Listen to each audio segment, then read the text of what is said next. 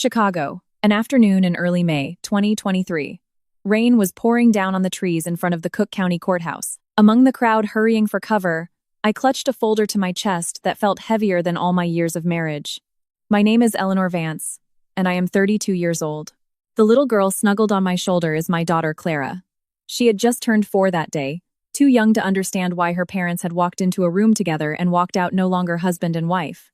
The folder held Clara's birth certificate, the uncontested divorce settlement agreement, child support set at $500 a month, and a bank statement showing a balance of $35,000. I squeezed it until my fingers went numb. Money can buy a place to sleep, but it can't give back the years I spent living like a shadow in my own home. Julian, my ex-husband, was the last to leave. He is 4 years older than me, a sales director for an electrical supply distribution company. Seeing his impeccable appearance, no one would have guessed he had just signed away his marriage. His phone kept lighting up with a name, Mackenzie. Julian looked at me with a tone as calm as if he were giving instructions to a delivery driver. Keep the papers safe. I'll transfer the child support as we agreed. He had said it in the courtroom, and he was repeating it to be clear. Some things have to be said a second time, usually because the first time, the speaker isn't sure they'll follow through. Julian frowned. For the last few years, whenever he got upset, I used to stay quiet. I thought that if one person in a marriage gave in, the house would have fewer storms. I later understood that giving in to keep the peace is very different from giving in to the point where the other person gets used to having the right to hurt you. When we got married, I was an administrative assistant at a furniture company. After Clara was born, she was often sick, and our parents lived far away. Julian told me to quit my job for a few years to take care of her. He once took my hands and said sweetly, "Stay home and take care of the baby. I'll earn money to support you both." I believed him. But from the day I no longer had a paycheck, the way he looked at me began to change. At the beginning of each month, Julian would leave the household expense money on the table and question every penny I spent. Once, Clara had a fever of almost 104. I grabbed her and took a taxi to the emergency room at Northwestern Memorial Hospital in the middle of the night. I called him 5 times, and he didn't answer. When I returned in the morning, the first thing he asked was, "How much did that cost?" I hugged my daughter, filled with anger and sorrow. "You don't even ask how she is." Julian changed his shirt and answered with complete indifference. "I'm asking so I can budget the money. Besides, being at home all day, what are you so tired from? You just have to take care of the kid." He repeated that phrase to me so many times that I started to wonder if I really was useless. It was enough for a shirt not to be ironed, for the food to have cooled down a bit, or for Clara to cry just as he arrived for everything to automatically become my fault. They say that rowing together can cross any sea, but if one person rows while the other stands in the boat criticizing how slow you're going, you'll burn out before you even reach the halfway point. I found out about Julian and Mackenzie from a hotel receipt in his jacket pocket. At first, he said it was for work with a client. Then I saw the text messages reserving a bouquet of roses on the same day as Mackenzie's birthday. For my birthday, 2 weeks earlier, he just Zelled me some money with the message, "Buy yourself whatever you want." That night, waiting for Clara to fall asleep, I shoved the phone in my husband's face. "How long have you two been together?" Julian looked at the screen for a few seconds, without being startled or denying it. "Since you know, let's be clear. I'm sick of coming home and always seeing you with a frown on your face." I let out a laugh of pure pain. "The baby is sick. You don't show up. I spend the night wide awake. And you say I'm frowning? Dinner gets cold because I'm waiting for you, and you say the house is suffocating? So, you cheating on me is also my fault." Julian leaned back in his chair. "I don't feel anything anymore." "You keep the kid. I'll send you the money. Don't make a scene. We'll both look ridiculous." There was a time when I would have waited for an apology from him, at least one sentence. But he spoke of our marriage as if he were liquidating old junk. The parts are divided, and everyone goes home. That's why I didn't argue on the day of the hearing. The $35,000 was recorded as a settlement of assets and initial support for us to get established. The $500 monthly payment was his exclusive obligation to Clara, to be transferred before the 5th of each month. I read every line and reviewed everything. I no longer believed in his "I'll take care of it," because that was the same phrase that made me give up my job, my income, and my youth. The rain still hadn't stopped. Julian opened his black umbrella and looked at the child. "Come on, Clara. Daddy will take you to the car." The little girl clung to my neck and turned her face away. Julian tensed up a bit. Don't say things to make her hate me. I felt a shiver.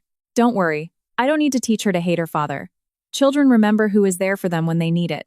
The phone vibrated again. Julian answered and took a few steps away. His voice suddenly became soft, a sweetness I hadn't received in a long time. I'm done. Wait for me in the car, it's raining hard. I watched him walk away towards the vehicle parked across the street. Under the awning, an elderly woman looked at me and sighed. I don't know if she felt pity or simple curiosity to see how much an abandoned woman would cry, but I didn't cry. Clara placed her little hand on my cheek. Mommy, where is Daddy going? Daddy has things to do. Isn't he coming home with us?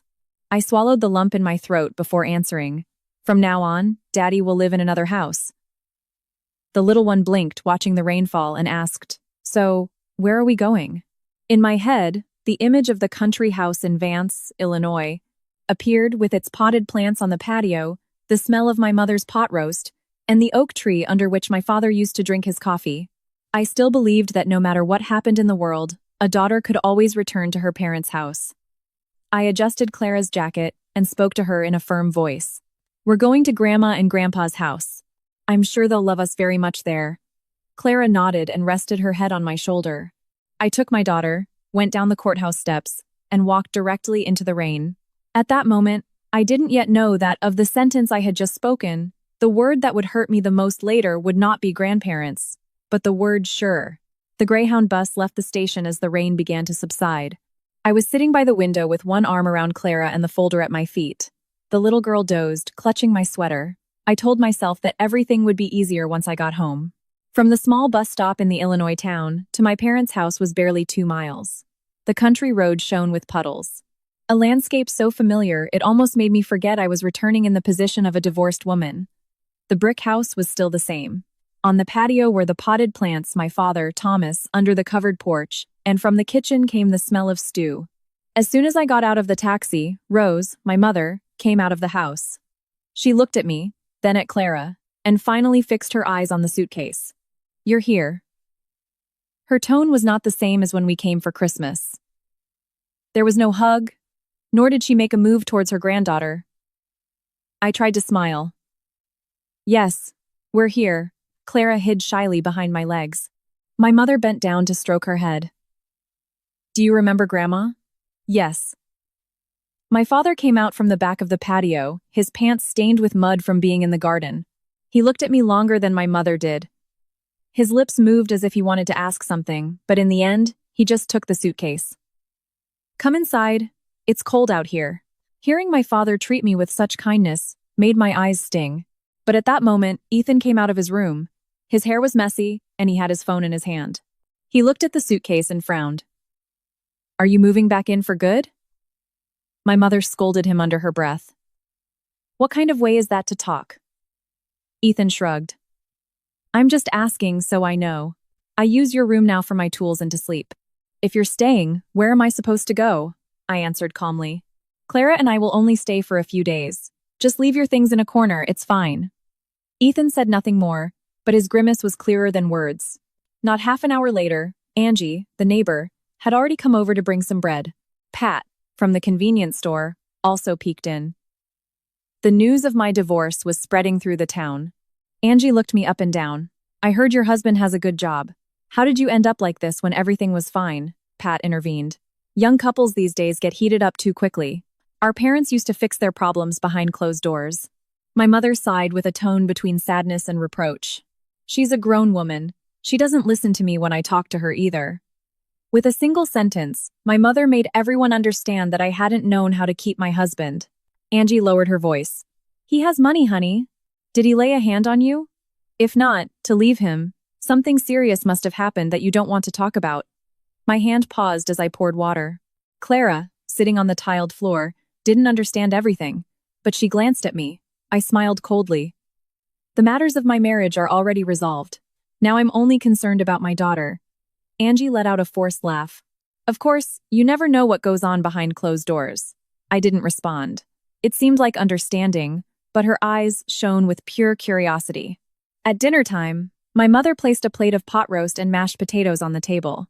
She immediately scooped the largest portion of meat onto Ethan's plate. Eat up, son. You have your vocational classes tomorrow. Then she turned to me and pushed the bowl of potatoes closer. You eat too, don't just sit there. Since we were little, the best of everything in the house always went to Ethan. And I, being the older one, was supposed to just accept it. But that day, watching her fill his plate made a lump in my throat. Clara pointed to her uncle's plate. Mommy, I want more meat. Ethan pulled his plate away. I'm already eating this. I gave my daughter the rest of the meat on my plate. Here, have Mommy's. The little girl smiled immediately. Children only need a small bite to be happy. But sometimes it takes adults a lifetime to understand what it feels like to always be left in the background. After dinner, I helped my mother wash the dishes and clean the kitchen, trying to do everything very carefully, as if our presence were a nuisance. At night, my father was sitting on the patio. I had just put Clara to bed when he called me. Eleanor, come out and talk for a moment. I pulled a chair up in front of him. He looked at the dark patio, avoiding my eyes. The divorce and the money, how did you settle it? I got my share of the assets and an initial support of $35,000. Julian has to keep paying Clara's child support every month. My father nodded. Keep the money safe. Put it in a certificate of deposit for Clara and for when you need to rent something later. At that moment, my mother came out of the kitchen. Since you have that cash sitting there, you should lend some to the family. Your brother needs a new car for his internship. You can't just hoard it all. I looked at my mother. I've already put it in a secure account. That money is for Clara's future. My mother smiled, but her mouth was rigid. I'm just worried about you. Your head is a mess right now. If you listen to some smooth talker, you'll end up with nothing. I'm not giving my money to anyone, Mom. The atmosphere on the patio became heavy. My father intervened quickly. I was just asking. Anyway, if something happens to you, this house won't turn its back on you. My mother turned to him, speaking as if I were offending her. Don't tell me. Anyone would think I'm kicking her out. I forced a smile. I don't think that, but inside me, the first crack had formed. That night, I spread a blanket to sleep with Clara in the room that was once mine. On the wall, there were still the pencil marks from when I measured my height at 16, but the closet was now full of Ethan's tools, and the study corner was cluttered with cables and boxes. Clara turned and hugged my arm. Mommy, does Grandma love me? I stroked her hair. Of course she does. Grandma loves you very much. So, are we going to live here? I looked at the ceiling, peeling from time. I heard my mother close the kitchen door, my father cough on the patio, and Ethan laughing on the phone in the next room. I don't know yet, but for now, we're staying here. Clara closed her eyes peacefully, and I remained motionless for a long time, forcing myself to believe that those looks, those questions, and the piece of fish at dinner were nothing more than trifles. Some houses keep their roofs, their kitchens, and the titles of mom and dad intact. But for the one who returns, the same place is no longer there. At midnight, I woke up because Clara stirred. Her little hand was fumbling for the glass of water. She was thirsty but kept her eyes closed, calling me softly. I carefully freed my hand from her t-shirt. I got up and went to the kitchen. The house was so quiet that my footsteps echoed on the tiles. I was about to turn on the light when I heard my mother's voice from the living room. To think, not knowing how to keep a husband. Him with his house, his car, giving her money every month. And she just lets him run off with some floozy. My hand froze in midair. My father lowered his voice. She just got back. Stop dwelling on it. Is it only her fault? You always make excuses for her. He didn't hit her, he didn't drink, they didn't lack for food. What more did she want? When women get married, they have to be softer. If a man comes home from work and you always give him a sour face, who can stand it? I stood frozen behind the partition. My mother didn't know there were nights I spent wide awake with a sick child while my husband was in a hotel with another woman. What hurt most wasn't that she didn't know, but that she had never asked me. My father sighed. Well, she's still our daughter. What's done is done. Now we have to think about the two of them. My mother let out a dry laugh. Think with what? Before, Julian would come at Christmas and leave us some money. When your back hurt, he paid for your medicine.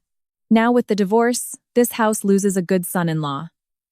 From the other room, Ethan's voice chimed in. It turned out he wasn't sleeping either. Well, Mom's right. Julian promised he'd get me into his company through a contact. Now that my sister has gotten all high and mighty, and he's marrying someone else, who's going to pay attention to us? My father grunted softly. You take care of your own studies and your job. Don't blame your sister. Ethan let out an ironic laugh. If I take care of it, where do you get the money for my next tuition? And my car is ready for the junkyard. I have to get to my internship. My sister has $35,000. If she gives a little to the family, it's not going to kill anyone. My mother lowered her voice.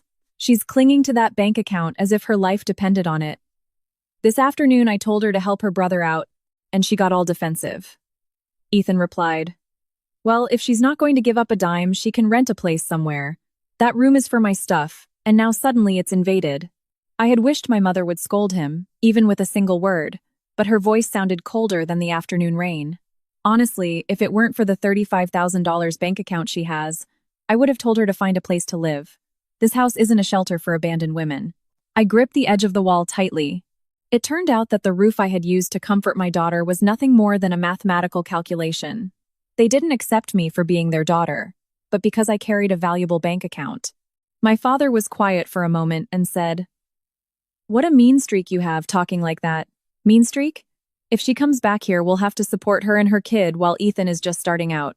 How are we supposed to afford all this? She's dragging us down." I wanted to go out and ask why they thought I would ever beg them for money, but I remembered Clara sleeping, swallowed my words, drank some water, and went back to the room. Clara was lying with one little foot peeking out from under the blanket. I covered her and sat leaning against the headboard. I didn't cry until dawn. Some pains run so deep that tears can no longer flow. The next morning, my mother got up early to make puree for Clara. She served it in a little bowl with drawings, blew on it to cool it down, and called the child. "Come, have what Grandma made for you for breakfast." If I hadn't heard the conversation the night before, I would have believed my mother was just clumsy with words, not with her heart. Clara was eating and telling her, "Grandma, last night I dreamed we had a slide." My mother smiled at her and then turned to me. "Eleanor, you need to rethink about lending some of that money. Ethan really needs help to get on his feet. We can write up a paper if you don't trust us." I put down my glass of water. I already have it in a CD. If I take it out now, I'll be penalized. "I can manage my own finances, Mom. I'm just asking for a family loan. Why are you so defensive?" "I know what you're asking, but I need that money for Clara's future." My mother frowned. "Always with Clara on your lips. Aren't your parents and your brother, your family, or what?" "I didn't say that. When you really need something, I'll help in any way I can, but I'm not giving this account to anyone to manage for me." Ethan came in from the patio, heard the last sentence, and let out a laugh. "You'd think there are thieves in this house, sister. You have a few bucks and you're already talking differently, huh?" He pulled up a chair and grabbed a piece of toast. "Living off charity and hiding your money. If it weren't for that bank account, let's see who would put up with you for long." The kitchen went cold. My mother yelled at him to cover up. "Speak properly." But the sentence had already fallen right in front of Clara. The little girl stopped chewing, looked at her uncle, and then at me. "Mommy, what is charity?" She pulled on my sleeve. "Are we moochers, Mommy? If we run out of money, will Grandma kick us out?" Ethan ate, looking at his plate as if nothing was happening. My mother, nervous, served more puree. "Children don't know what they're saying. Eat, sweetie." But Clara wouldn't open her mouth. She just looked at me, waiting for an answer. I took her in my arms. "No one is going to treat us like we're mooching. Do you hear me?" "So, is this our house, Mommy?" I fell silent. A 4-year-old girl doesn't understand collateral or dignity. She just needs to know if the place where she sleeps is a place where they truly love her. I could have swallowed my mother's words from behind the partition and ignored my brother's insolence. But I couldn't let my daughter grow up seeing me bow my head to beg for a place to sleep. They say blood is thicker than water, but if family only remembers you when they see money, sometimes the water from strangers is much cleaner. Throughout that day, I didn't argue. I helped my mother wash vegetables, hung the laundry, cleaned the furniture. I also didn't tell my father what I heard. He loved me, but his affection was too weak to shield me from my mother's words and Ethan's disrespect. As night fell, I put Clara to bed early. She curled up next to me, as if afraid that if she let go, this place would also disappear. I looked at my daughter's face in the lamplight and suddenly felt a strange calm. I no longer waited for anyone to give me permission to stay. As dawn approached, when the first roosters in the town crowed, I got up, pulled the suitcase from under the bed, and opened the old closet. I folded the clothes very slowly, afraid the sound of the zipper would wake Clara. All our possessions fit into one small suitcase. Some clothes, a few cartons of milk, Tylenol, her faded stuffed rabbit, and the blanket she always hugged at night. I put the birth certificate, the divorce decree, my ID, and the bank account for the $35,000 in a waterproof pouch. Outside on the patio, the cool morning wind was blowing. I dragged the suitcase to the living room and stopped in front of my parents' door. Light filtered through the crack. I heard my father cough weakly and my mother turn over in bed. I just had to knock on the door, and maybe she would ask me to stay. I even raised my hand, but Clara's question echoed in my head. "Mommy, if we run out of money, will Grandma kick us out?" I lowered my hand. "Some doors, if opened only to beg for pity, are better left closed, and you should walk on your own 2 feet. I went in to get Clara. The little girl rubbed her face against my neck. "Mommy, where are we going?" "We're going to find a new house. The sun isn't up yet. We'll go early so it's not too hot." Clara hugged her stuffed animal, let me put on her jacket, and I carried her out. As I opened the gate, the hinges creaked. I stood still for a few seconds, but the house remained silent. I left the spare key on the windowsill next to the geranium pot. I didn't leave a note. At the end of the street, the town's old taxi driver was already waiting for me. He helped me with the suitcase and asked, "To the bus station?" "Yes. Take me to the bus to Chicago." The car rolled along the damp country road. I looked back once. The familiar roof disappeared behind the fence and was lost from view. When we arrived at the stop, the sky was beginning to lighten. I bought a smoothie for Clara and had a hot coffee. "Mommy, does Grandma know we left?" "She'll find out later." "Will she be sad?" "Maybe." "Then why didn't we say goodbye?" I stroked her hair. I was afraid of waking her up. "When we're settled, I'll call her." The bus arrived around 6 a.m. I chose 2 seats by the window, put the folder at my feet, and slipped the handle over my wrist. As the bus left the Illinois countryside behind, covered in a thin fog, my phone vibrated. It was my father. "Eleanor, where did you go?" "I'm taking Clara to Chicago to find a place. I'll let you know what happens." "Why did you leave without saying goodbye?" I swallowed hard. I was afraid that if I spoke, I wouldn't be able to leave. He was silent for a moment. "I know your mother has a sharp tongue. I'll talk to Ethan. Come back. The child is too young to live in a rental. You'll have a hard time." I looked at my daughter, who was resting her head on my shoulder. "Dad, I'd rather have a hard time than have my daughter grow up thinking we're a burden." "No one thinks that." He still didn't know everything I had heard behind the wall. I knew he loved me, but every time my mother or my brother hurt me, he just said to let it go. "I've let too many things go. Take care of your health. When we're settled, I'll bring Clara to see you."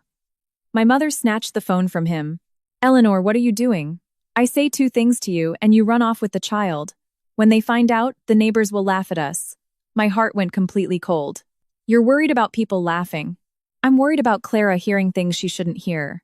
No one kicked you out of here. You don't have to say the word out to kick someone out, Mom." She was speechless. I didn't take anything from the house. I left the key at the door. "When we're settled, I'll call." I hung up. My hand was shaking so much I almost dropped the phone. Clara looked at me. "Was Grandma scolding you?" "She was just worried." She touched my cheek. "Don't cry, Mommy." I wiped my tears quickly. "I'm not crying." The wind got in my eye. She tilted her head. "But if the windows are closed, how can the wind get in?" I let out a laugh through my tears. "You're so smart. You caught my lie." During the trip, I called 2 friends. One lived with her in-laws, so it wasn't a good idea to stay there. The other advised me, "Eleanor, raising a child alone is very hard. Put up with what your mother says for a little while. Better to have a roof over your head than nothing." I thanked her and hung up. If having a roof means having to measure every look at dinner, if every time you fall asleep you have to remember you're there on sufferance, then that roof protects you from the rain, but it doesn't protect your dignity. I looked for Connie's number, the landlady of the apartment building where I had rented a room when I finished my studies. On the 4th ring, she picked up. "Hello. Hi, Connie. It's Eleanor, the one who used to rent the room at the end of the hall." There was a silence for a few seconds, and then her voice brightened. "Oh, Eleanor, the admin assistant who used to bring me donuts on Sundays? The same one? I'm on the train heading to a suburb of Chicago. I'm with my little girl. Do you have a room available for us to rent?" She didn't ask where my husband was or why I was alone with my daughter. "I have the last one in the hallway. It's small and hot. The bathroom is shared, but it's clean. If you want to come, it's yours. I have the deposit. Charge me the normal price." Connie let out a kind laugh. "You can be poor, but never let anyone think you're coming to beg. Call me when you get to the street, and I'll help you." Around noon, we got off at the station on the outskirts of Chicago. The street radiated heat. Delivery trucks and workers' cars passed one after another. Connie was already waiting under the corner, awning in a floral dress, her hair tied up. As soon as she saw me, she took my suitcase. Here, I'll take this. You hold on to the kid, Clara whispered in my ear. Who is she, Mommy? Connie, the owner of our new home. She turned around, smiling. Just so you know, the house is very small, okay? Clara answered with complete sincerity, hugging me. It doesn't matter if it's small, as long as Mommy and I are together. Connie stood thoughtful for a moment and then started walking. We entered through an alley. You could hear the clatter of pans, mothers calling their children, a sewing machine, and the roar of motorcycles. The room at the end appeared with its chipped wooden door and a small window that looked directly onto the alleyway. I stood at the threshold, hugging Clara tightly. It was small, hot, and had nothing to spare. But for the first time in many years, I knew that the place I was about to enter was one I had chosen with my own 2 feet. Connie pushed the door open with her shoulder, the hinges creaked, and a little dust fell from the frame. It's been empty for a month. If it works for you, it's yours. I went in. It could barely have been 100 square feet, just enough for an iron bed, a small table, and a faded plastic wardrobe. The old radiator made a dry noise with each turn, like an old man coughing. Clara looked around and asked, Is this our house, Mommy? Yes, for now, this is our house. Does it have a lock? I froze. She didn't ask if it was pretty or ugly, only if it could be locked. Yes, at night, Mommy will lock it. Good, no one can get in. Clara nodded and sat her stuffed animal on the bed as if she were choosing a spot for a new family member. The rent was $500 a month, plus another month's deposit. I zelled Connie $1,000 with the little I had left in my account. The $35,000 savings account remained untouched. Connie jotted it down in her notebook and told me, If you're ever short 1 month, I'd rather you be a few days late than borrow money from those payday lenders. It's easy to get into that, but impossible to get out. I'll try to be on time. Before she left, she gave me a new deadbolt. The old lock is loose. Change it to be safer. I made a move to refuse, and she waved her hand. When things get better for you, you can treat me to a pot roast. I started laughing. It was the first time I had laughed for real since I left the town. That afternoon, I bought some sheets, dish soap, a couple of bowls, and a secondhand microwave pan. Clara was sitting on the floor drawing on some newspapers and asked, When are we buying a TV? When Mommy has more money. Okay, I'll watch cartoons on your phone, it's fine. I stroked her head. The better children are when there are problems, the more a mother's heart breaks. I stored all my important documents in the waterproof pouch, wrapped them in a piece of cloth, and hid them at the bottom of the suitcase. After a divorce, those sealed papers sometimes protect a mother and her daughter better than the promises of their own family. The next morning, I left Clara with Maya, an early childhood education student who lived in the room next door. She was 21, petite, and talked as fast as a machine gun. You go to work. I have classes in the afternoon, so I'll watch her in the morning. I warned her that Clara was a bit shy with strangers. Please speak to her softly. Maya crouched down to her level. Hey, Clara, while you're with me, we can draw some princesses. Clara grabbed my hand tightly. Where are you going, Mommy? Mommy is going to work. When you finish lunch, I'll be back. Promise? I kissed her on the forehead. Promise. I promise you. From 5 a.m., I was helping in a local diner and grill on the main avenue. I washed lettuce, cut cucumbers, beat eggs for omelets, prepared sandwiches, and scrubbed griddles. The bar was filled with construction workers, so my hands didn't rest. During the first batch of omelet appetizers, a pan slipped, and hot oil splashed my wrist, burning me alive. But at 8:30, the owner paid me my full wages and put a sandwich in a bag. Here, take this to your little girl. I took the bread and said thank you with a lump in my throat. My daughter's breakfast that day had cost me 3 hours in front of boiling oil, but I felt much more relieved than with any money given with an air of charity. Around noon, I went to clean a small real estate office, and in the afternoon, I continued washing glasses in a coffee shop in the industrial park. The industrial dishwasher soap got into my scratches, leaving my hands red and raw. There were days when I just wanted to collapse on the floor when I got back to the apartment, but as soon as she heard my steps in the hallway, Clara would run to the door. Mommy, you're back! She would throw herself at my legs, as happy as if I had been gone for a month. Did you eat with Maya? I ate a little mac and cheese, and I saved you half. Maya laughed behind her. She didn't want to finish it. She said she was sure you'd come home hungry. Every night, I wrote down all the expenses in a notebook. The rent, what I gave Maya, food, electricity, water. I wrote down every last cent. I understood that being poor is not as terrifying as not knowing where your money is going. Clara's anxiety, however, was becoming more evident. If I went to the shared bathroom and took a little longer, she would run out to call me. "Mommy, are you there?" One night, in the hallway, a drunk neighbor yelled at his wife. Clara got scared, huddled in a corner of the bed, and covered her ears. I hugged her tightly. "No one is going to yell at us. Will Daddy come and take us away?" I felt a pang in my heart. No one is going to take us. Mommy is staying with you? For real? To make her less afraid, I took an empty cookie box, covered it with colored paper, and told her it was the return box. Each day that I went to work and came back, keeping my promise, Clara could stick a star on the lid of the box. The first day, she stuck on a lopsided star and asked me, "If we have a lot of stars, will you never leave?" I smiled, though my soul ached. Even if there are no stars, I'm not going to leave. Those stars are just to help you remember that Mommy always comes back. One night, it poured rain, and water leaked through the ceiling, right in the middle of the room. I rushed to put a basin under it, moved the blankets, and pushed the suitcase to a dry corner. The sound of the rain hitting the fire escape outside sounded like 100 people were banging on the door. Clara was sitting on the bed, hugging her knees. "Mommy, our house is crying." I put a pot under another leak, trying to sound cheerful. "No, our house is just taking a shower, and it's showering without taking its clothes off." I let out a laugh. "It's just a little shy." Clara laughed too, grabbed a cloth, and started wiping the drops that splashed on the floor. The two of us cleaned, dodging the basins as if it were an obstacle course. At midnight, the rain eased up, and Clara fell asleep in my arms, her little hands still clutching my clothes. I looked at the damp room, my chapped hands, and the expense notebook next to the pillow. This new life wasn't comfortable, but at least in this room, no one asked me how much money I brought home to earn the right to sleep in it.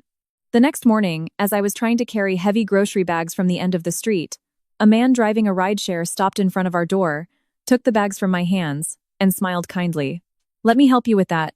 A single woman with a kid, carrying this. You're going to break your back." I didn't yet know that in difficult times, there are hands that reach out to help you up, and others that just wait for you to lose your balance. That man's name was Damien. He was probably in his late 30s. He lived in the first room of the hallway. He left early and came back late. He was always well-dressed and spoke in an overly slick manner. Damien left the bags in a corner and dusted off his hands.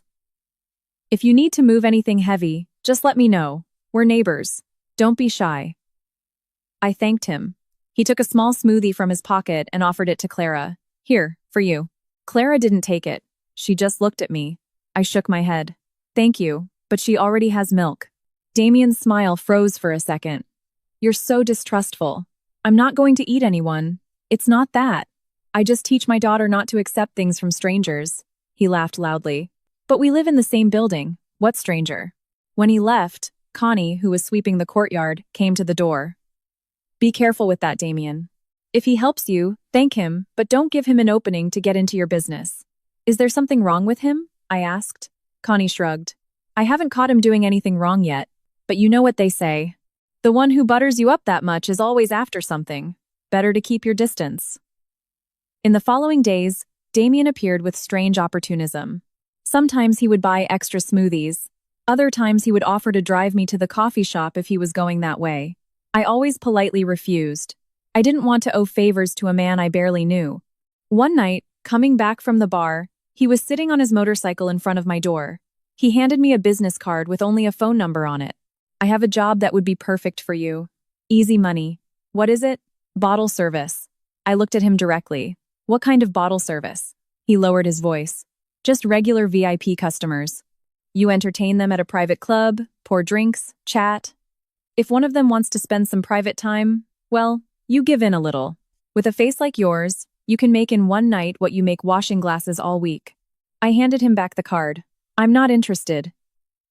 Damien gave a half smile. "A divorced woman with a little girl, living in a rental.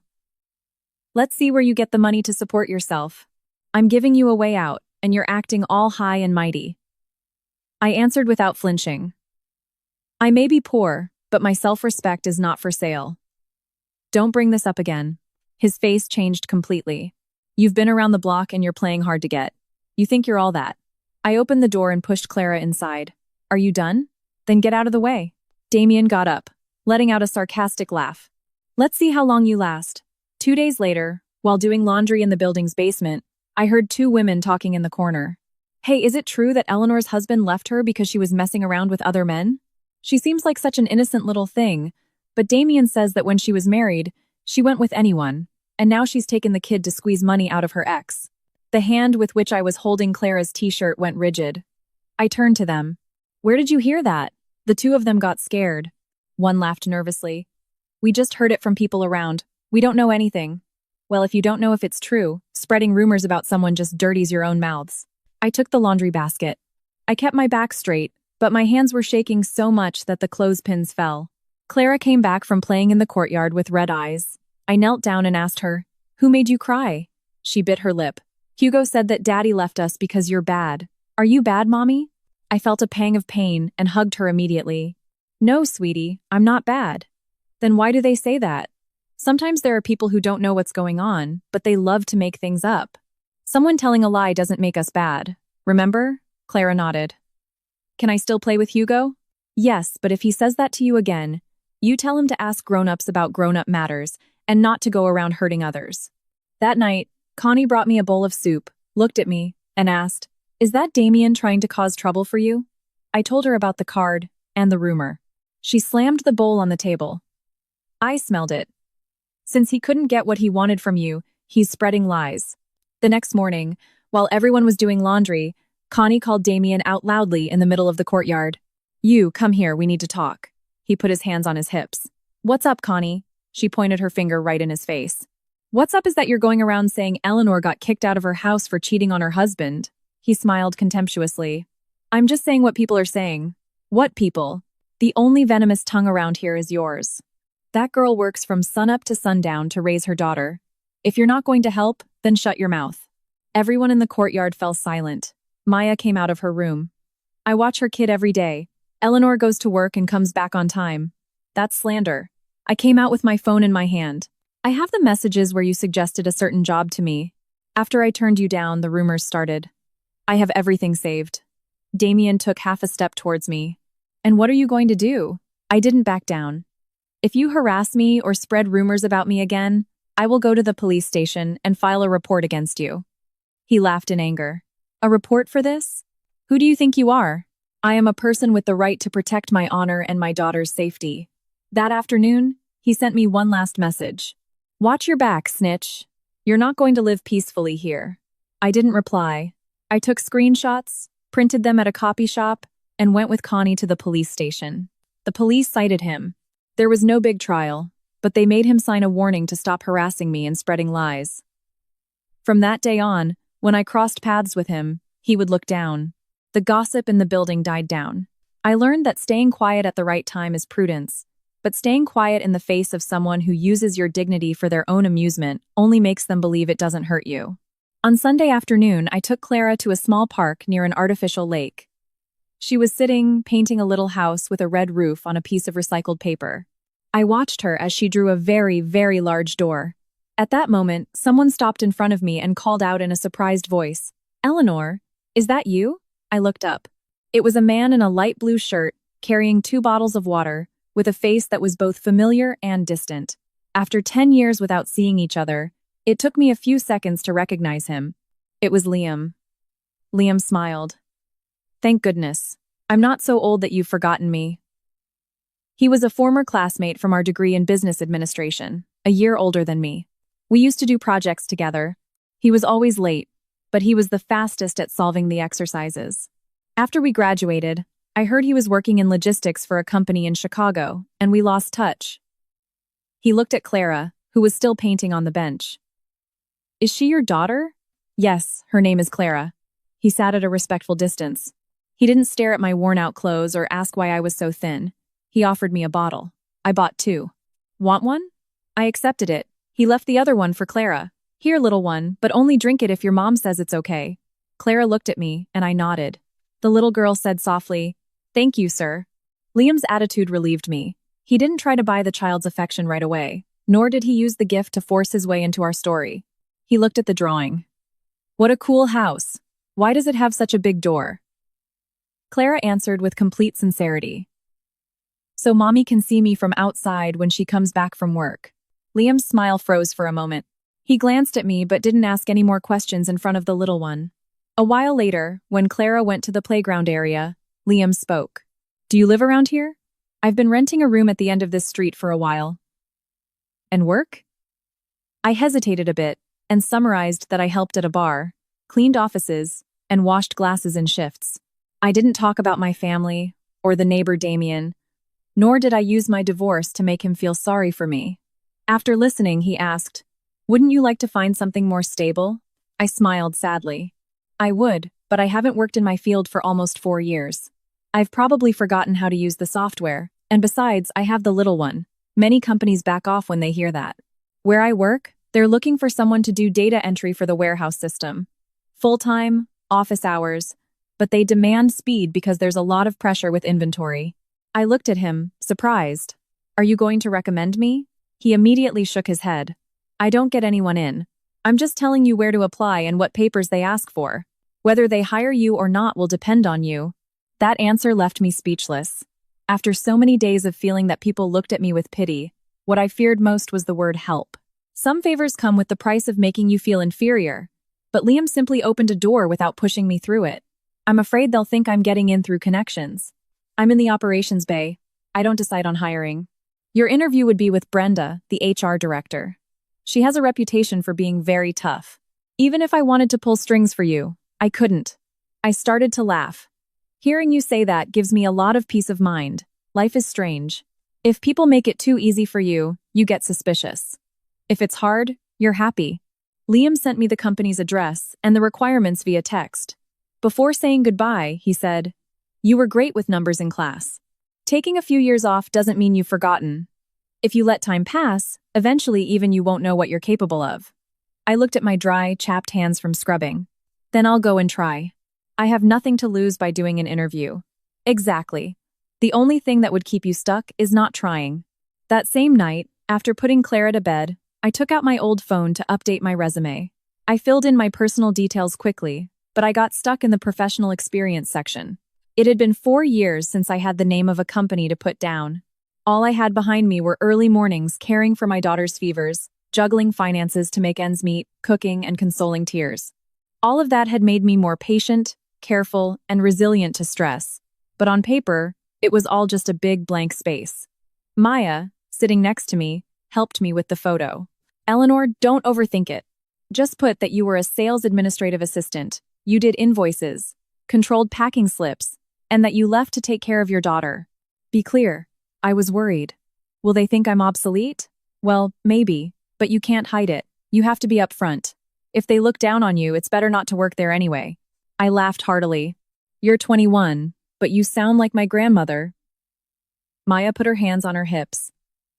I study early childhood education. I spend my day resolving top-level crises. 1 cries, and 5 cry after him. There's no company more stressful than a classroom of 3-year-olds. Thanks to her, the room felt less suffocating. I looked for my college transcripts, my computer certificates, and my resume. The most decent thing I had was a white shirt, a bit worn at the collar, and some black pants. I washed them at night, hung them in front of the fan, and in the morning, I used Connie's iron. For the interview, Maya stayed with Clara. Seeing me dressed up, the little girl asked, Are you going to a wedding, Mommy? I'm going to apply for a job. And if you get it, you'll come home? I knelt down and intertwined my fingers with hers. I'll be back in the afternoon. Clara thought for a moment. She took one of the stars from her little box and stuck it on my hand. I'm lending this to you so you won't be scared. I hugged her, holding back tears. The company was in an industrial park in Chicago. In front, there was an endless line of trucks waiting to unload. The sound of barcode scanners and foremen calling out batch numbers made me feel like I was entering a familiar but now strange world. Brenda, the HR director, interviewed me. She was a woman in her 40s with a beige shirt, short hair, and a very sharp gaze.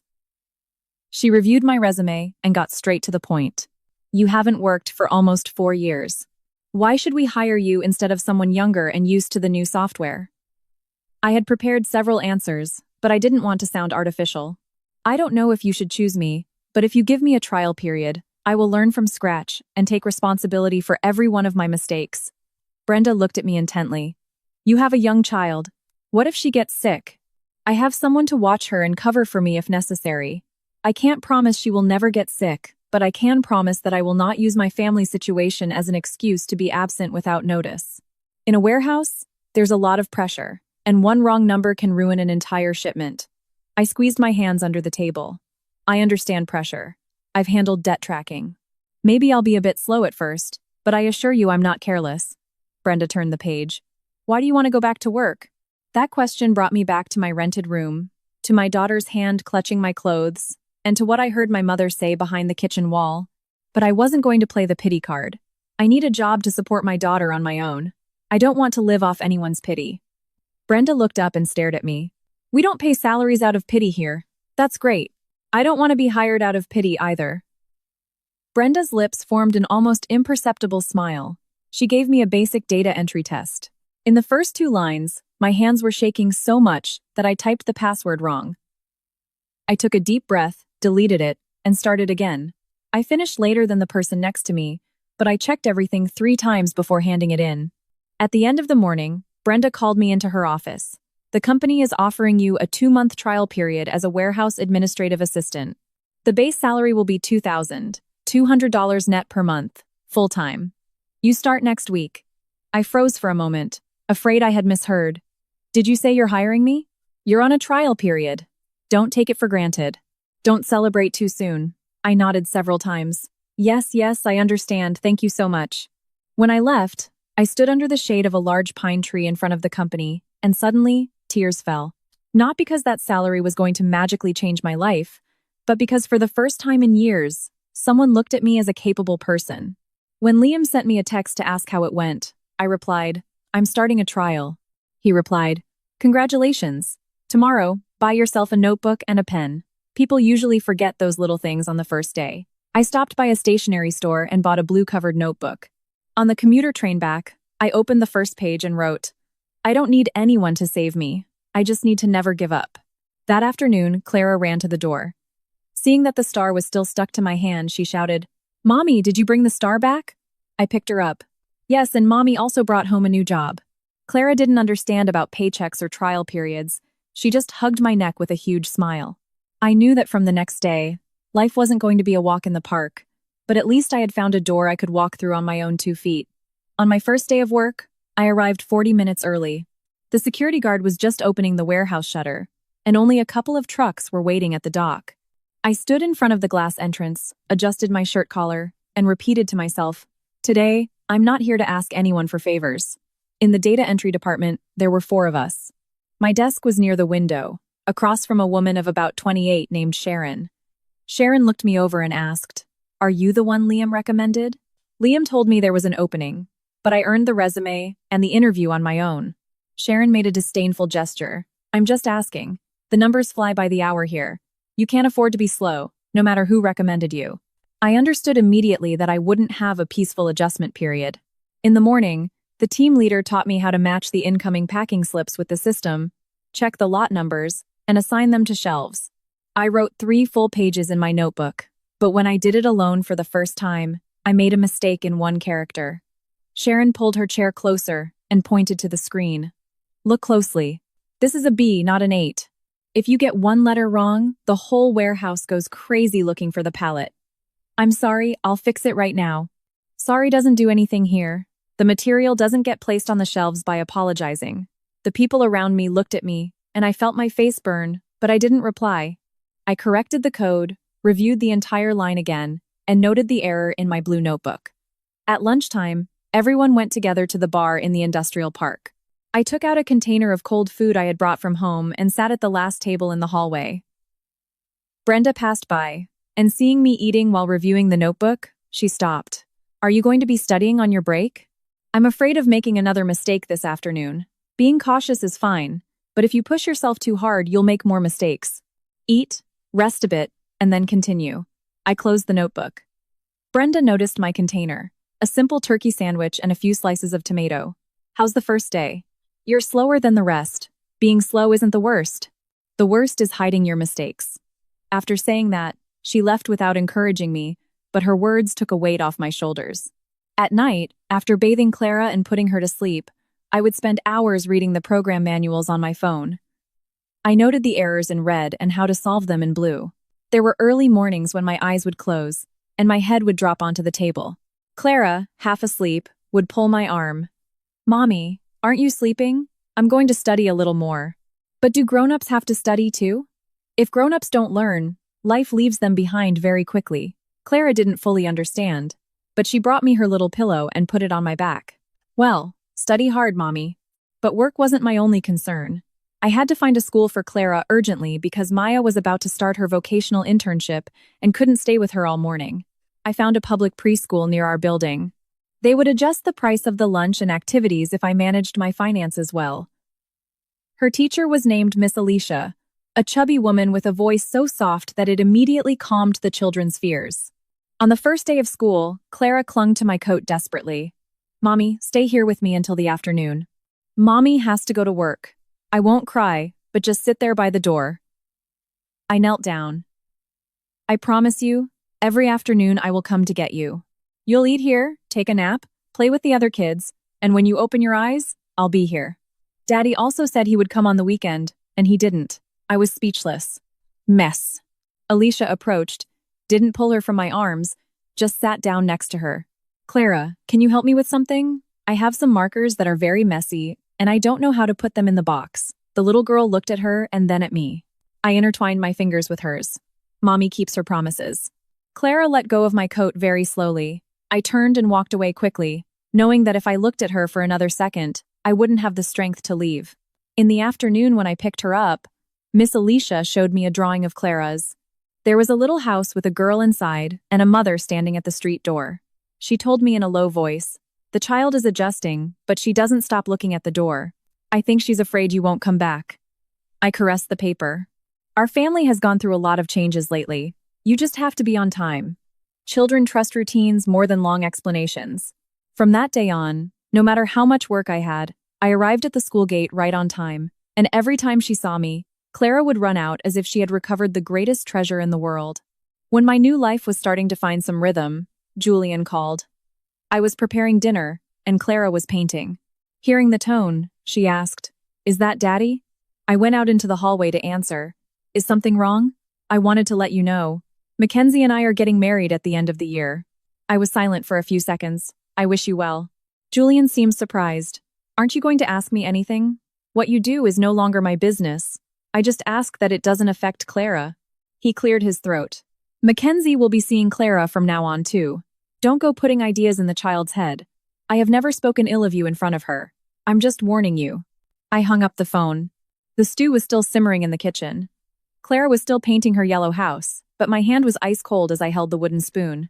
That month, Julian paid the full $500 on the 5th. The next month, the 17th came, and nothing had arrived.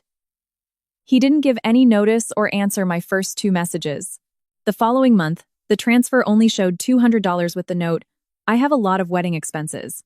You have the $35,000. Have some understanding." I read that message over and over. The school lunch, food, and Clara's medicines seemed to shrink to accommodate the nuptial whims of adults. I didn't call to start a fight. I took a screenshot of the deposit, downloaded the bank statement for the month, and made a photocopy of the divorce settlement. Brenda noticed when I asked to leave an hour early. "Are you going to see your ex-husband? I want to get proper information on how to claim child support without getting into shouting matches." She gave me the number of a social worker at the city's women's center. She advised me, "Don't turn your daughter's affairs into a playground fight. Keep everything in writing." The social worker, whose name was Teresa, reviewed my papers very calmly. The asset settlement agreement and the child support are 2 legally distinct things. You are not asking your ex-partner for charity. You are demanding that he comply with an obligation set by a judge. And if he keeps underpaying me, what do? Keep all the receipts and messages. If he flat out refuses to comply, we will file an enforcement action to garnish his wages. But the most important thing is that you don't let him use guilt or pity to force you to give up your child's rights. I fell silent. Until that moment, every time I talked to Julian about money, I felt like a beggar. It turned out that what made me weak was not just my lack of money, but my ignorance of my own rights. Surely many women after a divorce are not afraid of poverty, but of those men who use the excuse of the children's well-being to force them to be quiet. I was no longer willing to be quiet because certain people only respect the women they once belittled when those women stop bowing their heads. That same night, when Clara fell asleep, I put all the papers on the table. I wrote a message and deleted it twice because it sounded too aggressive. On the third try, I left only what was strictly necessary. I looked at his name on the screen and hit send. It was the first time since the divorce that I wasn't writing as the resentful ex-wife, but as the mother defending what belonged to her daughter. The $35,000 corresponds to the agreed-upon asset division. The $500 monthly child support is your obligation to Clara and must be paid before the 5th, as stated in the settlement agreement. This month, you are short $250. I ask that you deposit it immediately and that from next month you comply with the dates. If you have a real financial problem, please let me know in writing. I read the text one last time and left the phone face down on the table. Not even 2 minutes passed, and the phone started vibrating nonstop. Julian was calling. I looked at the bed. Clara was asleep with one leg over her stuffed animal, murmuring something in her sleep. I went out into the hallway, closed the door tightly, and answered. His voice sounded like a whip. What kind of message is that? I sent what we needed to talk about. For a few miserable dollars, you act as if I'm stealing your daughter's money. It's not a few dollars or a few hundred. The problem is that you're sending me less money because you feel like it and without notice. Julian huffed. You got a nice chunk of change, and you're counting pennies with me. I have a wedding to plan, and there are 1,000 expenses. Can't you be a little understanding? I leaned against the cold hallway wall, controlling my tone of voice. Your wedding is your decision. Clara's lunch, school, and pediatrician won't wait for you to get married. If she's with you, you also have an obligation to support her. Don't put it all on me. I have never put it all on you. I work, I pay for my apartment, I take care of Clara every day. I'm just asking you to comply with what you signed before a judge. There was a silence, and when he spoke again, his voice was much colder. Now that you've learned a couple of laws, you think you're so smart? No. I squeezed the phone. I don't think I'm smart, I've just stopped looking at the ground. Suddenly, the other end of the line went silent. If it had been the old me, as soon as he raised his voice, I would have started crying, apologizing, and wondering what I had done wrong. But tonight, I had no need to be the good girl. Julian muttered furiously. Don't think that just because you have custody, you can do whatever you want now. I have my own house, a good car, and my salary is 3 times yours. If I ask for shared or full custody, let's see if you get to keep her. My heart skipped a beat, even though the social worker had warned me. Hearing it from his mouth, threatening to take Clara from me, froze my blood. I looked through the crack in the door. The small shadow of my daughter was reflected on the peeling wall. I took a breath and replied, if you want to file a custody claim, do it through legal channels.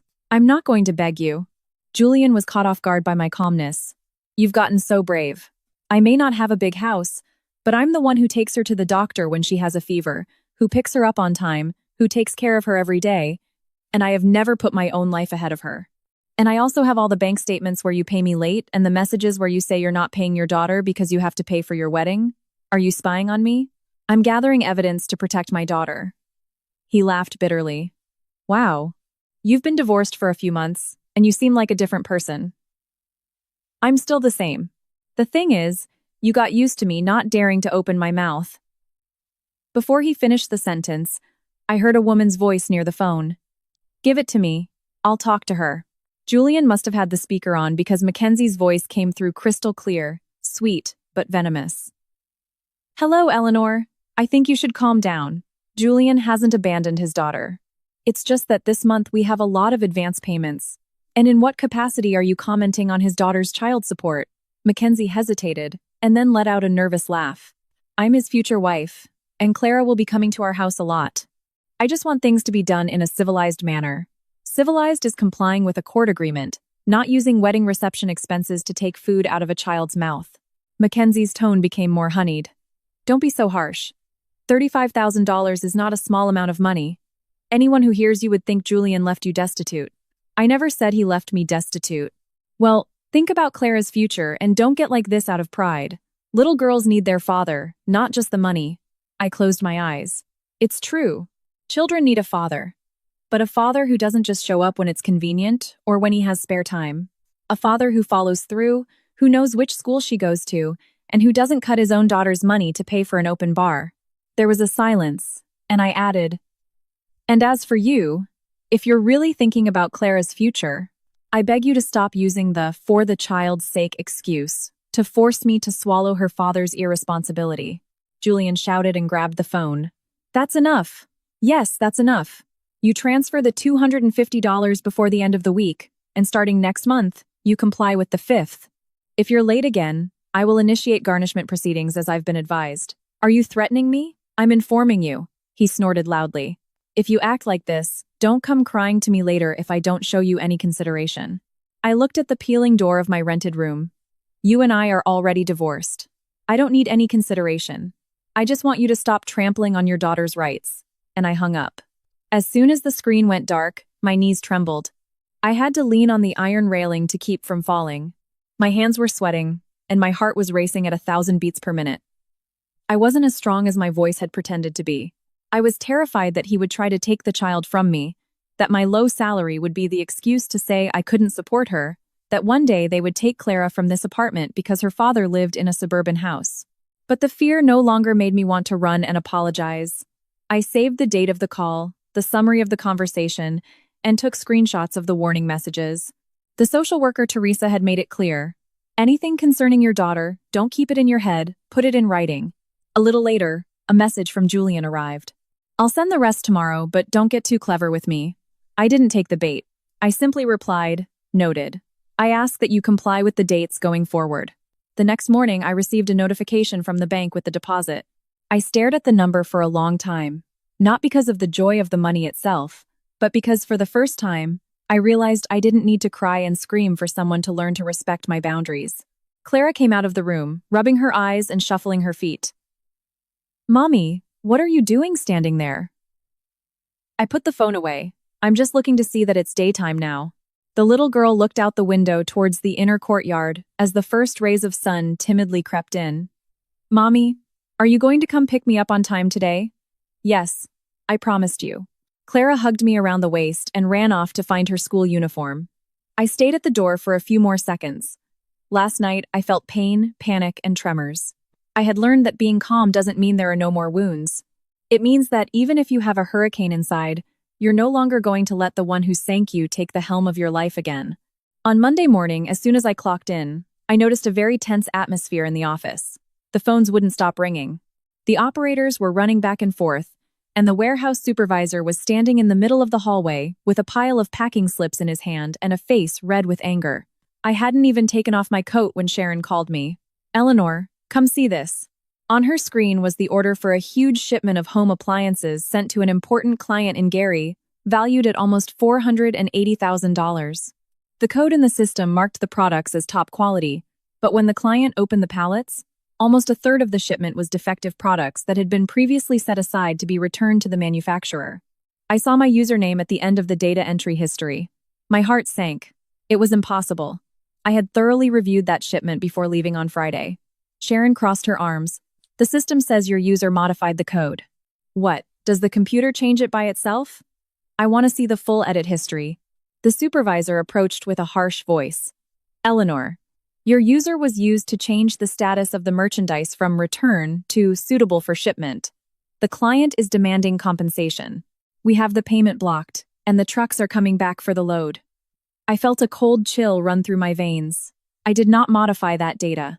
Sharon spoke just low enough for it to seem like an offhand comment, but loud enough for everyone to hear. When you're raising a child alone and come in without sleep, these things happen. You probably entered the code wrong in the morning and don't remember.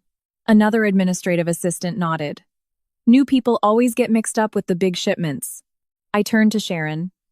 "You can suspect me, but until this is cleared up, I ask you not to use my personal situation as an excuse to blame me." Sharon shrugged. "I'm just saying what I think. This is a company, not a rehabilitation center for rebuilding lives." That sentence stabbed me like a dagger, but I bit my tongue. If I started arguing at that moment, they would only see a hysterical woman trying to save her own skin. Liam came in from the warehouse, looked at the screens, and asked, "Did Eleanor prepare the shipment alone?" The supervisor replied, "She entered the data. Kevin did the count and gave her the packing slips. Liam looked at me. I'm going to notify management to audit the process. I shook my head. Don't defend me. This is a very serious mistake. I know. If you stand up for me, they'll think you're covering for me because we're friends. Liam looked at me and nodded. Okay, if you need anything, ask me. I won't get involved in the audit. Brenda sent me to her office. On the table, she already had an incident report and my user history ready. She neither scolded nor comforted me. Are you sure you didn't modify the data? Absolutely sure. But the user is yours. Since the company has not yet concluded the investigation, I ask for until tomorrow afternoon to review everything. If I don't find another explanation, I will accept my dismissal, and the incident report will bear my name. I looked at the paper on the table. In the past, a mistake like this would have plunged me into misery, but now it could cost me my job, my salary, a fine, or even take me to court for fraud. I want to request access to the building's card entry records and the hallway security camera footage. Brenda looked up. What do you expect to find? The exact moment the system was edited. If I wasn't in the office at that time, someone else used my user. She leaned back in her chair. All right. But if it turns out someone stole your password because you were the one who left it written on a post-it note, the final responsibility is still yours. I will accept my share of the blame if there is any, but I will not take responsibility for what I haven't done. That afternoon, I barely moved from the monitor. The system log indicated that the data had been changed at 8:16 p.m. on Friday. I remembered perfectly that I left early that day to pick up Clara from her after-school activities because she had a pediatrician's appointment for a sore throat, but my memory was not valid as proof. I asked security for the records. My card marked an exit at 5:42 p.m. and did not register any re-entry. Sharon, who was looking over my shoulder, lowered her voice a bit. Maybe you connected from home. The warehouse system is an intranet. You can't access it from outside. Then who has your password? That question left me petrified. On the first day, the temporary password they gave me had uppercase letters, lowercase letters, and numbers. It was impossible to memorize, so I wrote it in the corner of my blue notebook. I changed it shortly after, but I wasn't sure if the last time I had changed it was before or after what happened on Friday. I opened my notebook and saw that the corner of the page had been torn off. Kevin's face appeared in my mind, the warehouse worker who came to ask me for packing slips. That day, I had gotten up to go to the photocopier for a few minutes and had left my notebook open on the table. And coincidentally, Kevin was the one in charge of loading that same shipment. I looked for him in the packing area. Kevin was signing some papers. When he saw me, he forced a smile. What's up, Eleanor? Did you come back to the office on Friday night? His smile became tense. No way. I left in the afternoon. Are you sure? Of course I am. Why are you asking weird questions? I didn't want to confront him right there. An innocent person would have been surprised. A guilty person might play innocent. I needed evidence that couldn't be refuted. I reviewed the hallway camera. Sure enough, at 7:58 p.m., Kevin appeared, entering the offices through a secondary warehouse door. He was inside for almost half an hour and then came out with some papers in his hand. I watched it twice. At that time, not a single administrative worker was there. The next morning, I went to Brenda's office with everything. Network records, access logs, security camera images, shift schedules, and the photo of the torn page from my notebook. Brenda looked at it all. Can you prove that Kevin was the one who stole your password? I don't have direct proof that he sat at my computer, but he was in the offices at the exact time the system was modified. He was in charge of that shipment, and he lied to my face, saying he left in the mid-afternoon. Management summoned Kevin. At first, he continued to deny everything. I just came back to get some packing slips I forgot. I have no idea what her password is. The IT guy brought the server report. The changes were made from Terminal 3, which is Eleanor's computer. Kevin swallowed hard. Brenda put the camera photos on the table in front of him.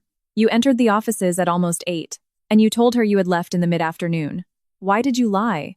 I was afraid they would fire me. I looked him straight in the eye. That day, you came up behind me while my notebook was open with my password written down.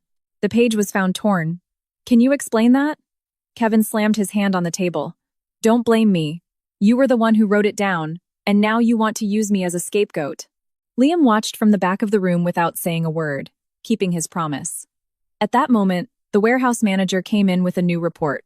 3 of the top quality pallets have disappeared from the loading area. and in their place, 3 pallets of return products have been put on the trucks. And according to the dock cameras, it was you, Kevin, who moved those pallets late on Friday without any supervisor's order. Kevin turned white. After an hour of cornering him, Kevin hung his head and confessed. He was in cahoots with someone from the outside to swap the new appliances for the defective ones and resell the good ones. He used my user to alter the system data, convinced that if anyone noticed, I would take the fall for being the new person on probation. Hearing him, I felt a mix of rage and terror. A miserable piece of paper, a careless mistake of mine, almost became the perfect weapon to push me into the abyss. The company drew up an immediate disciplinary dismissal for Kevin. They sealed the server and sent the case to the local police for attempted theft. I also had to sign a mild written warning for violating the password policy. I signed it without hesitation.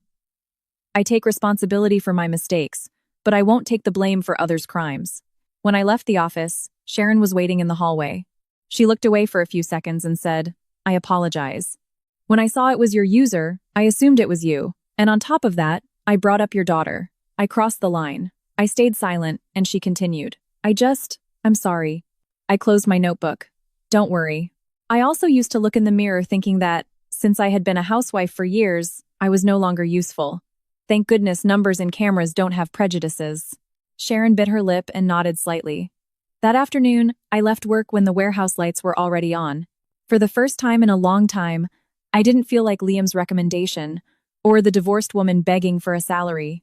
I was a professional who had uncovered the truth, cleared her name, and taken responsibility for her own mistakes. When they corner you against a wall, it's not for you to give up. It's for you to discover that your legs are much stronger than you thought.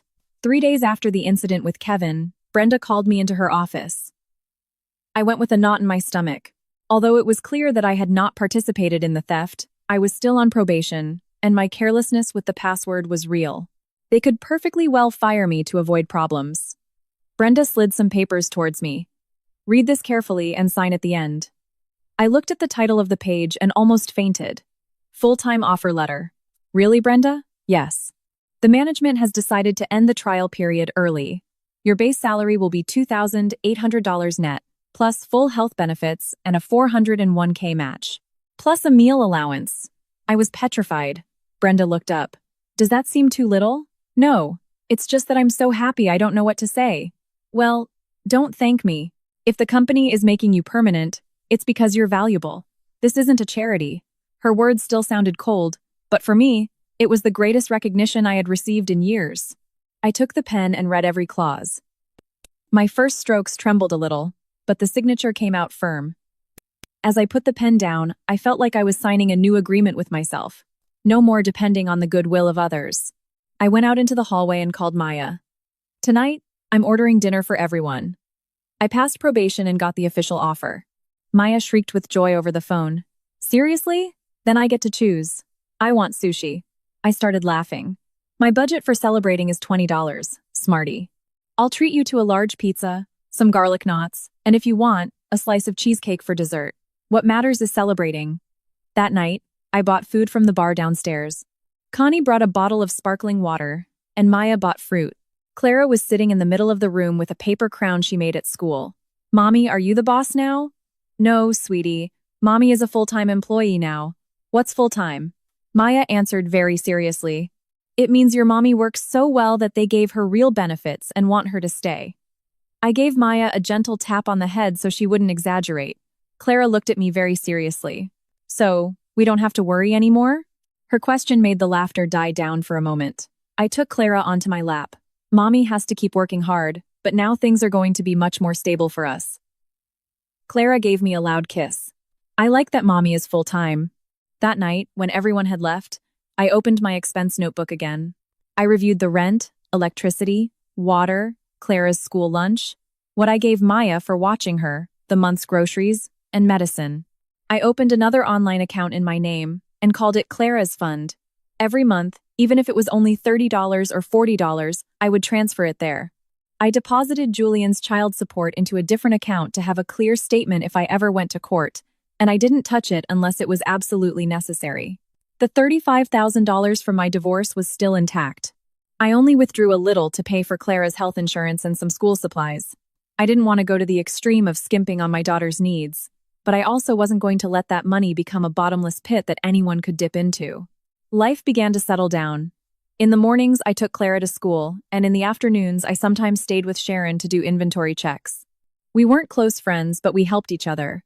When she saw me get stuck on an Excel sheet, she would come over and say, "Eleanor, look at column H. The data is off there, not in the product code." I would thank her. In the afternoon, I would go to pick up Clara, and she no longer waited anxiously at the door. Her face would simply light up from ear to ear.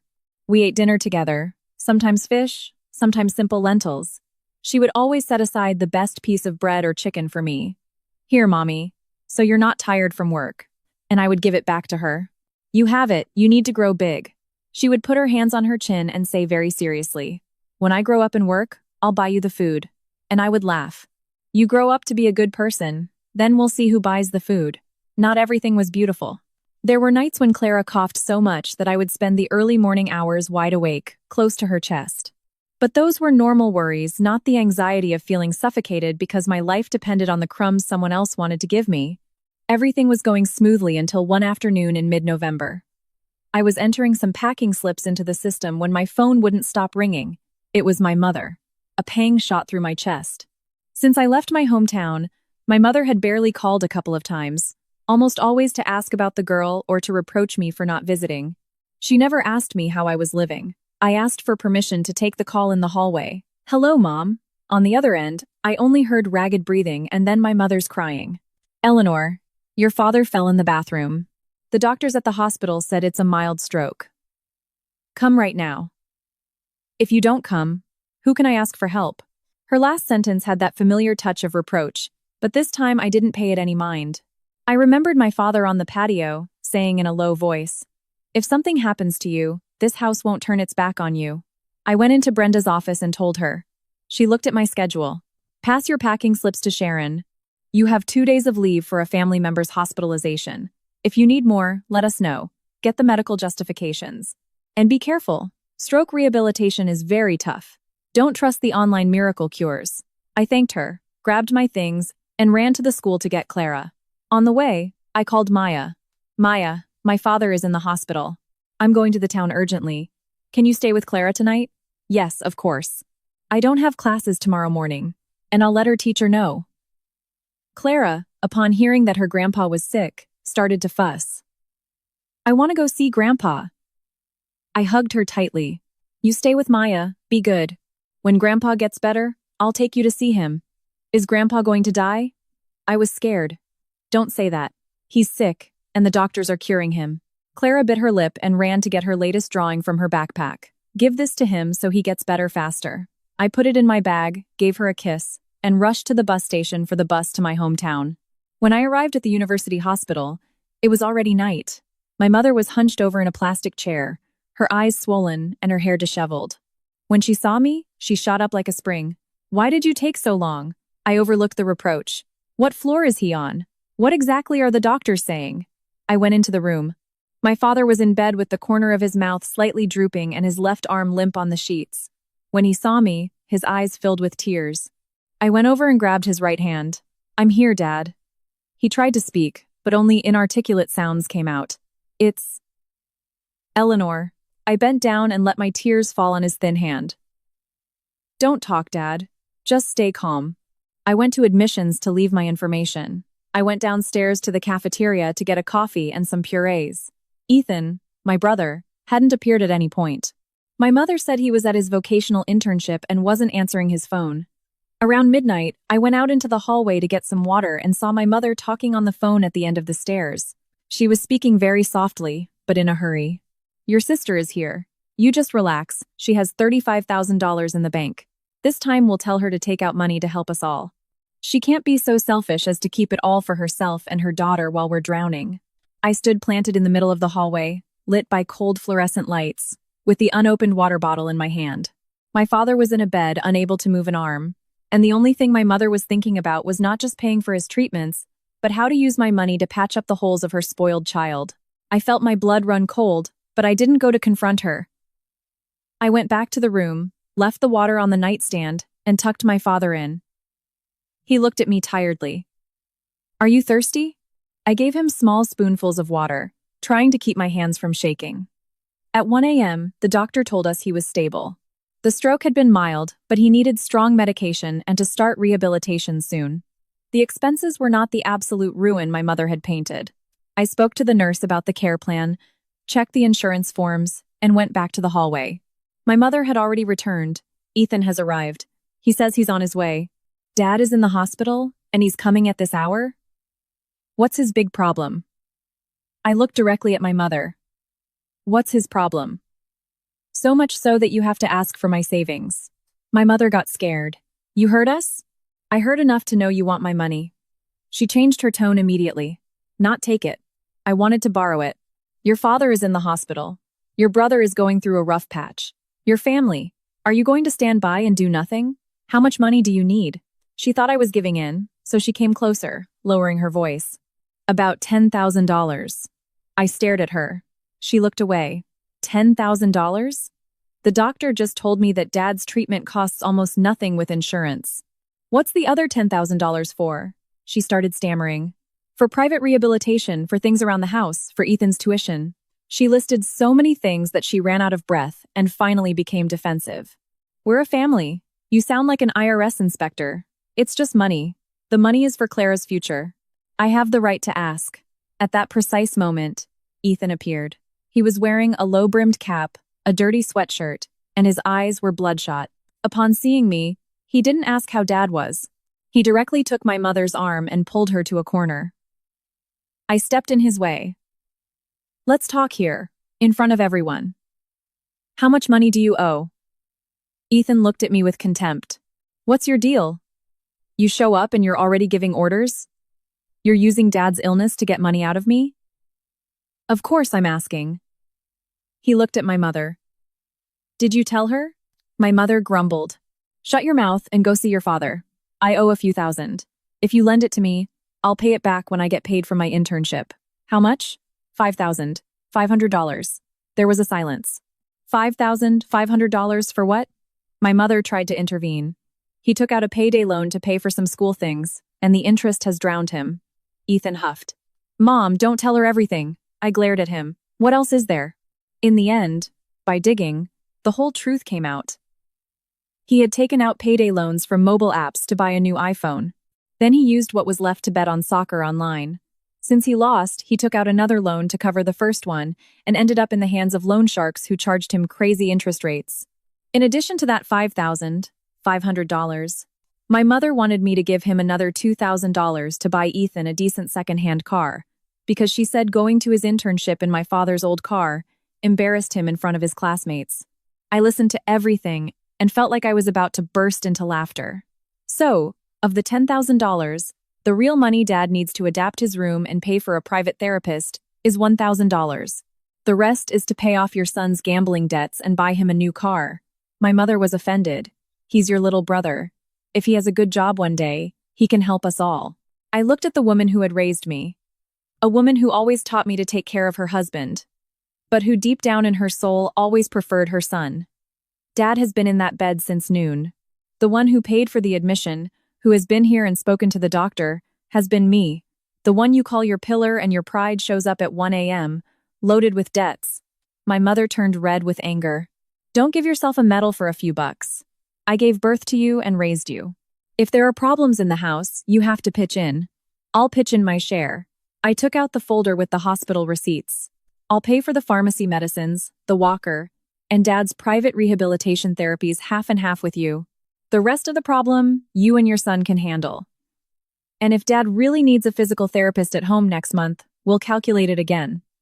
Ethan looked up sharply. It's easy for you to talk. The debt is mine, but they're looking for me. How do you expect me to get out of this if you don't help me? And when you took out the loan to gamble, did you ask me if I could get out of this? He kicked the hallway wall.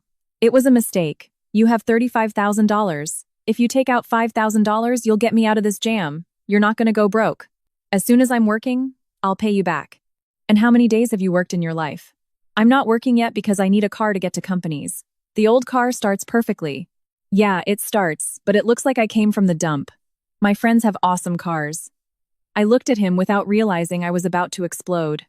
My father was in a hospital with half his body paralyzed, and he was more worried about not looking bad in front of his drinking buddies. My mother, as always, jumped to protect him. He's young. Everyone does stupid things at his age. Family is for helping each other. If you don't save his skin, who will? I answered slowly. You treat a wound on someone's hand, but you can't let someone who cuts himself on purpose for attention keep using the family as a handkerchief for his tears. My mother stood up. You have money, and you're going to let your brother's legs get broken? What kind of sister are you? I stood up too. My heart was racing, but my voice no longer trembled. I am Ethan's older sister, but I am also Clara's mother. If I spend all my money paying for this brat's mistakes and tomorrow my daughter gets seriously ill, who do I ask for money?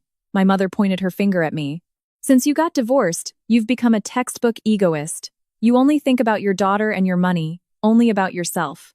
That sentence got stuck in my throat, but I didn't take a single step back. I gave all my best years to my ex-husband because I thought we were a family. And then I came back to your house with my daughter because I thought my own blood would welcome me unconditionally. And in both places, I almost lost everything because people think they have the right to take what little I have. Ethan let out a sarcastic laugh. Don't think you're so smart. You got cheated on and left high and dry too. What are you holding on to the money for? You'll just find another sucker to support you. The hospital hallway fell silent. I walked over and slapped him across the face. The sound wasn't very loud, but it was enough to leave him petrified. My mother covered her mouth in horror. My palm was burning. I had never laid a finger on my brother. Since we were little, even if he tore my notes or insulted me, my mother always said, "You're the older one, you have to give in." But today, I wasn't going to give in an inch of my dignity. I looked Ethan straight in the eye.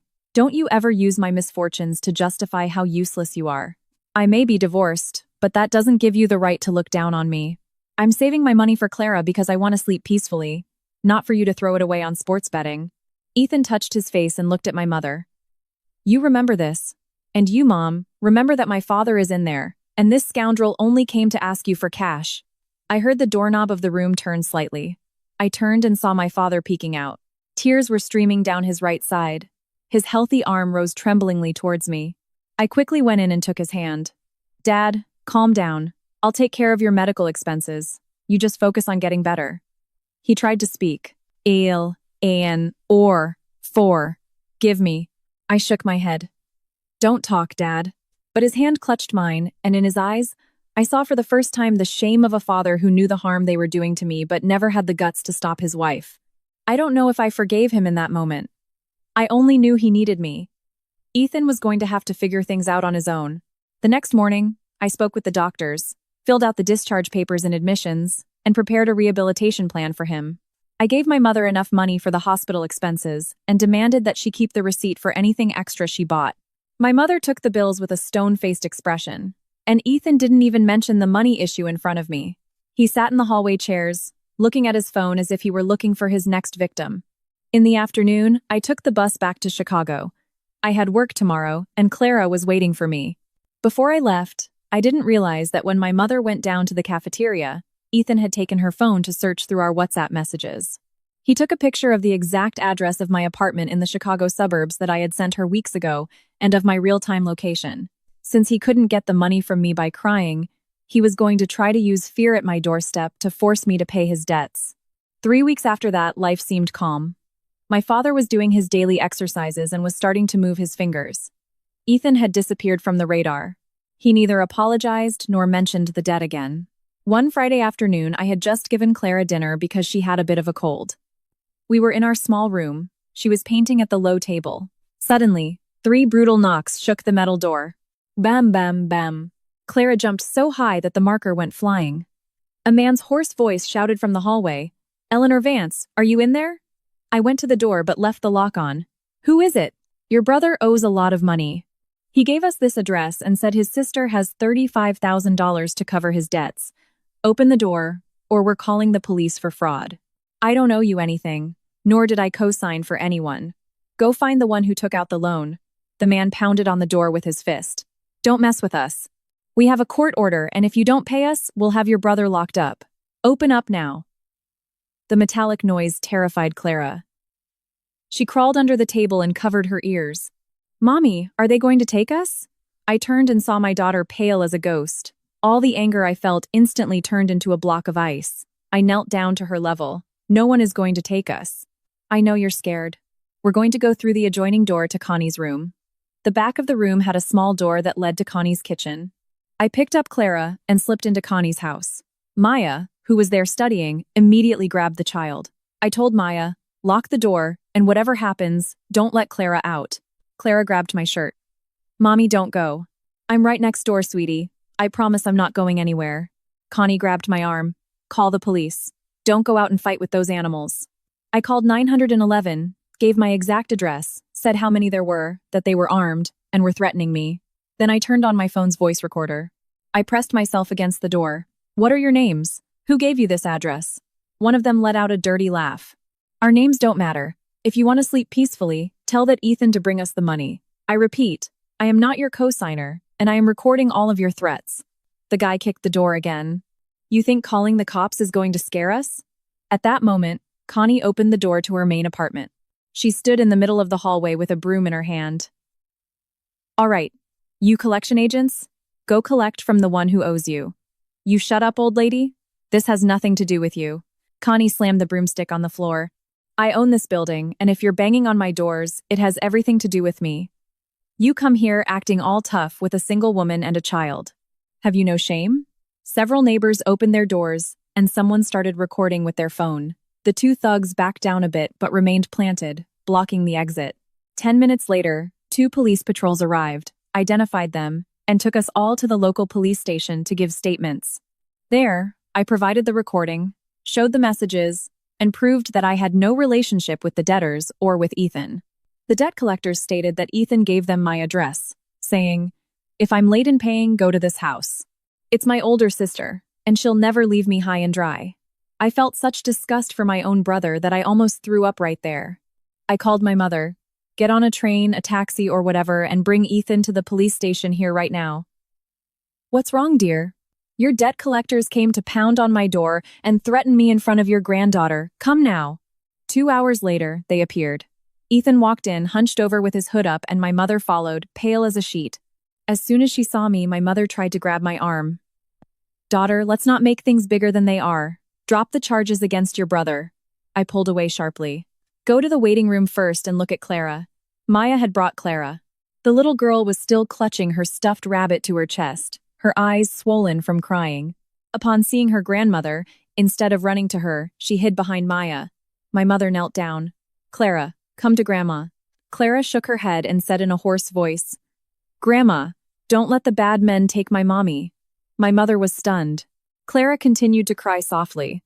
Uncle Ethan told the men that Mommy had money, and they came to bang on the door.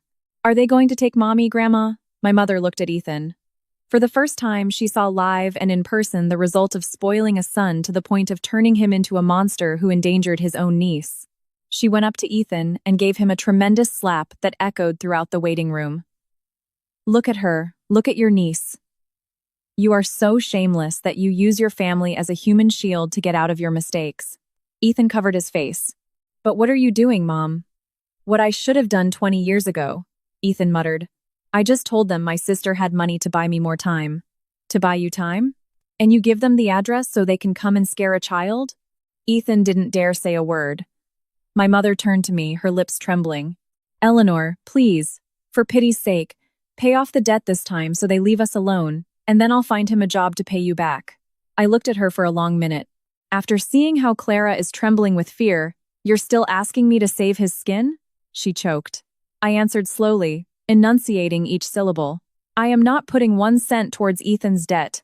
He has to give the information of the apps he used to the police and face the consequences. An officer made him sign a document in which he promised never to use my information or my address to apply for loans. They also explained to Ethan that he was the sole, civilly responsible party for the debts. Ethan was sweating cold. He no longer had that cocky attitude of his because he knew Mom wasn't going to save him anymore. My mother demanded that on Monday he show up for work as an apprentice at her friend's HVAC company in their town, that he sell his old car and expensive phone, and figure things out on his own. Ethan looked at me, cowed. Eleanor, I'm sorry. I returned his gaze. Are you sorry for scaring Clara or because the police were called? He hung his head. For both. I don't believe you. When you actually start working, apologize without hiding behind your mother's skirts, and leave us all in peace. Then I'll listen to you. We left the police station at night. Clara was hugging my arm like a koala, and my mother walked behind in silence. When we got back to the apartment, Connie brought us some chicken noodle soup. Clara ate 2 spoonfuls and asked again if they were going to take me to jail. I had to repeat it to her 10 times. No, Mommy is with you. My mother sat in the only free plastic chair and looked at the door with the dents from the blows and at her granddaughter sleeping, clutching my sweater. That night, my mother didn't go back to her town. She asked to stay and sleep on the floor of my room. For the first time, that woman who thought I was living like a queen for having a $35,000 savings account was going to sleep in a tiny room without air conditioning in 95-degree heat, a room paid for with every cent of my sweat. That night, she sat for a long time in the chair next to the door. We had barely turned on a warm light. The fan hummed but didn't cool anything. I stroked Clara. She would startle in her sleep from time to time, feeling for my neck to see if I was still there. My mother saw it all. She saw the old rice cooker in a corner, Clara's clean school uniforms on hangers, and the board behind the door where I had pinned every last grocery receipt. She asked softly, "Do you track all this every month?" "Mom, if you don't track it, the money disappears without you realizing it. Does your salary cover it?" "It does. If there are no last-minute expenses, I don't have to touch the savings account." Hearing me say that, my mother paused, afraid that mentioning the word savings would cause me to slam the door in her face again. I spoke first. "I still have it saved, but I don't live off it. Mom, I work for the day-to-day. I have that money for when the girl goes to college, if she gets very sick, or if one day we can make a down payment on a small apartment." My mother looked at her calloused hands. "I thought if you had that money saved, you wouldn't have to struggle." I looked at the narrow walls that were barely bigger than the kitchen of our town. "Mom, those dollars in the bank don't prevent me from having to juggle to make ends meet. They don't take care of my daughter when she gets a fever at 3 a.m., and they certainly don't stop people from looking at me like a poor divorced woman. They only give me the security of not ending up under a bridge, but they're not for me to live on day to day." My mother fell silent. I put Clara to bed and pulled the blanket up to her waist. My mother tried to help me cover her, but Clara jumped, pulling her little hand away in fear. "I'm here. Calm down." Until the child fell back asleep, my mother watched her with shining eyes. "She got such a scare today, the poor thing." "It's not from today, Mom. Since her father started disappearing, she would ask me daily if I was going to leave too. Then we went back to the town, and she heard me say we were there on sufferance." I didn't finish the sentence. My mother understood perfectly. She went out into the narrow courtyard hallway for some fresh air. She sat on the floor, leaning her back against the wall. Between us, there was only a silence, much more painful than any shout or fight. The dim lights of the alley flickered in the wind. In a distant room, a mother could be heard singing to a baby, and on the avenue, trucks continued to pass. My mother broke the silence. "When you called saying you were separating, I was so upset. You were worried about what people would say." She shook her head gently. "I was afraid. Afraid that you would come with a small child and spend the rest of your life depending on us. Afraid that Ethan would see a bad example.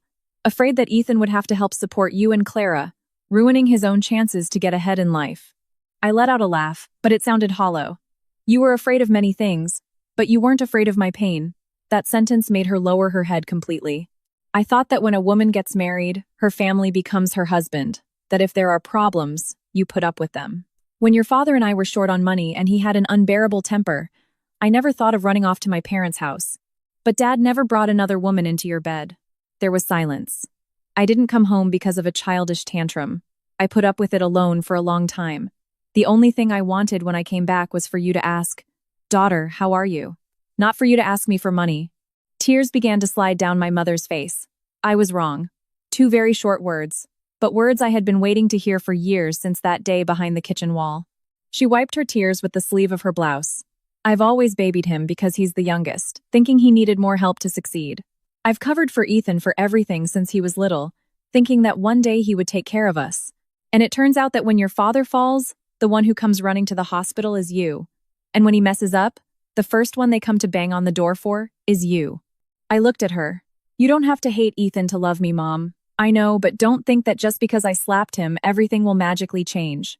Ethan is who he is because he has always known there would be someone behind him to clean up his mess." She nodded, crying silently. I took a deep breath. I can try not to be so angry with you, but to trust you again, I need time. She swallowed hard, with effort. I'm not asking you to forget everything, daughter.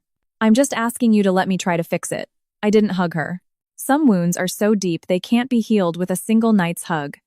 The only thing I did was bring her a blanket so she wouldn't get cold on the floor of my room. The next morning, she woke up very early to heat milk and prepare chocolate milk with cookies. She opened the pantry, and seeing that there was hardly any left, she took money from her wallet to go down to the supermarket. I stopped her. Leave it. I'll go down. She shook her head. No, today I'm making breakfast for my granddaughter. For the first time in a long time. She didn't call her the child or that kid. I noticed that small detail perfectly. When Clara woke up and saw her in the room, she hid behind my leg. My mother didn't force her to give her a kiss. She just served the hot bowl on the table. Eat it if you're hungry. I'll stay over here, far away. Clara looked at her for a long time and asked in a low voice, Are you going to let the bad men take my mommy? My mother's eyes welled up. No, I've made many mistakes. From now on, Grandma won't let anyone scare you. Clara didn't run to hug her, but she sat in the chair and started dipping the cookies in the cup. For me, that was already a big step. In the afternoon, my mother returned to her town. Before she left, she put a bag with eggs from a neighbor's coop and some tomatoes from her garden in my hand. Can I come up to see Clara on a weekend? Call me before you come, Mom. Yes, I'll call first. I didn't promise her that everything would go back to how it was before. When a relationship breaks at such a deep level, it doesn't just come back together like a broken cup. You can only build a new way of living together with clear boundaries, so you don't keep hurting each other. 2 days later, Julian came to pick up Clara according to the visitation schedule. The little girl didn't want to go, but I told her she had to go with her father for a few hours, and then she would come back home. If you need anything, let me know. Julian was waiting at the door and was surprised to see my mother leaving with the bags. She came for a visit. My mother answered him very dryly. Yes? Take the child and don't take your eyes off her. Julian was uncomfortable with her distant way of speaking, but kept quiet. That same afternoon, they brought Clara back almost an hour late. The little girl got out of the car with swollen eyes. She didn't want to say goodbye to Julian and threw herself into my arms. What's wrong, my love? She kept repeating, I want to go home. I looked at Julian and noticed he had been crying. What happened? It's just childish whims. Mackenzie started recording a couple of videos for Instagram. Clara didn't want to go near her and started crying. My blood boiled. What a family.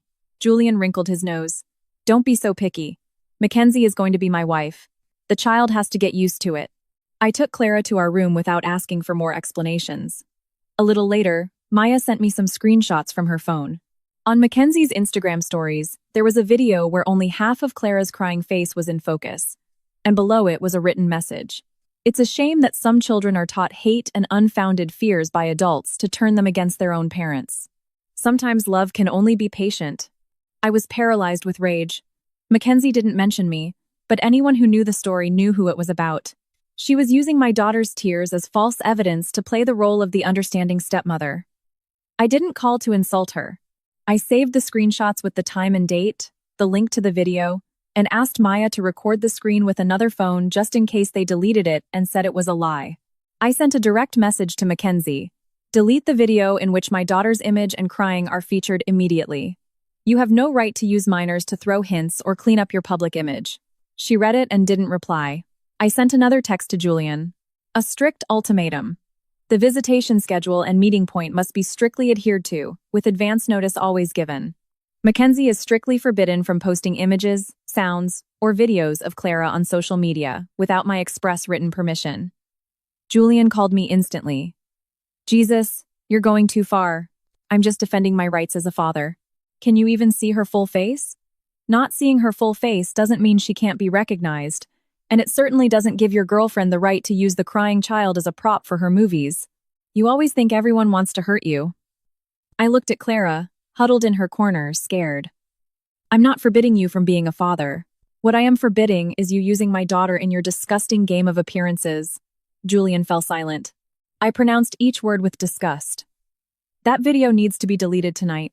If something like this happens again, I will file a lawsuit to review the conditions of the visitation arrangement based on the minor's psychological well-being. 10 minutes later, Mackenzie's Instagram video had disappeared. But that same night, when someone shouted on the street near the ground floor apartment where we lived, Clara flinched, knocked over a glass of water, and clung to me, terrified. Videos can be deleted from the internet in seconds, but the fear that an adult plants in a child's mind is almost impossible to erase. After the video incident, Clara stopped asking when it was her turn to go with her father. When the phone rang and she knew it was Julian, she would keep painting as if she didn't hear it. I asked Miss Alicia to keep an eye on her. She told me that in class, she played, ate well, and took naps. But if she heard a man raise his voice nearby, she would get very scared. Children can't tell you everything that scares them, Eleanor. Sometimes they just try to hide or cling tighter to their mothers, and we adults think they've forgotten in 2 days. Hearing that left my chest tight. I had managed to force that woman to take down the video, but I couldn't give any order to turn off the terror in my daughter's head. Liam would stop by from time to time, but always keeping his distance. Sometimes he would bring his tools to fix a creaky cabinet door. Other times he would bring down a couple of his niece's storybooks for Clara. He never did it without asking me first, except for one time. At the end of the month, the daycare director informed us that they were raising the monthly extracurricular fee starting next week. My second-hand scooter had just broken down, and Clara needed expensive syrups. I was going to talk to the center to see if I could pay in installments. The next morning, Miss Alicia stopped me at the door. Eleanor, Clara's monthly fee has already been paid. Who? Liam said he came on behalf of the girl's family. In the afternoon, I asked Liam to meet for coffee near the warehouse. As soon as he sat down, he apologized. Hey, don't be mad. I just advanced it to help you out. You can pay me back when it's better for you. I opened my banking app and made an instant transfer. You have it back in your account now. Liam looked at his phone, and his smile faded. Eleanor, if I didn't ask for it, it's not about you asking for it or not. You went to her school, introduced yourself as a family member, and paid her tuition without consulting me. I knew you were in a tight spot. I just wanted to help. I know you do it with the best intentions, but when you do that, I feel like someone else is taking the wheel of my life for me again. My ex-husband believed that because he brought in the money, he was the owner of the house. My mother thought that because she gave birth to me, my money was hers. I don't want someone as good as you to fall into the same mistake by helping me. Liam looked down at his cup. I was worried you were really struggling with payments. If I'm struggling, I'll tell you. If you want to know what I need, you ask me. But don't throw me a life preserver if I haven't asked for it. He looked up, sighed, and looked me in the eyes. I'm sorry. I thought that if I did it without telling you, I would save you from having to go through the trouble of asking. It's true that my help has become another pressure. I understand. I answered him much more softly. I don't want you to come and rescue me. I need someone who respects me enough to stay by my side. From that day on, he kept his word. If the bookshelf was wobbly, he would send me a text. Do you want me to come over and look at it? If the company gave us chocolates at Christmas, he would ask if he could bring a couple to Clara. Clara called him Uncle Liam. One day, Maya was joking with the little girl and said, Clara, if you love Uncle Liam so much, just call him Dad. The little girl crossed her arms. My dad is Daddy Julian. Uncle Liam is Uncle Liam. I was afraid Liam would be offended, but he just stroked her little head. Of course, kiddo. A place for everything, and everything in its place. His attitude, never forcing any title, made me trust him a little more. One Friday, during our lunch break, I was reviewing an Excel file with Sharon when my phone rang. It was Miss Alicia. Eleanor, come quickly. Clara fell down the stairs in the courtyard. She hit her head. We're in the ambulance on the way to the hospital. She's dizzy and has vomited. My pen fell to the floor. My heart was in my throat. I shot out of my seat. Brenda called a taxi while Sharon followed with my bag. I spent the whole ride crying and praying, repeating the promise I always made to her. Mommy always comes back for you. I arrived at the emergency room of the Lurie Children's Hospital and found the teacher, pale as a ghost, covered in dust, trembling.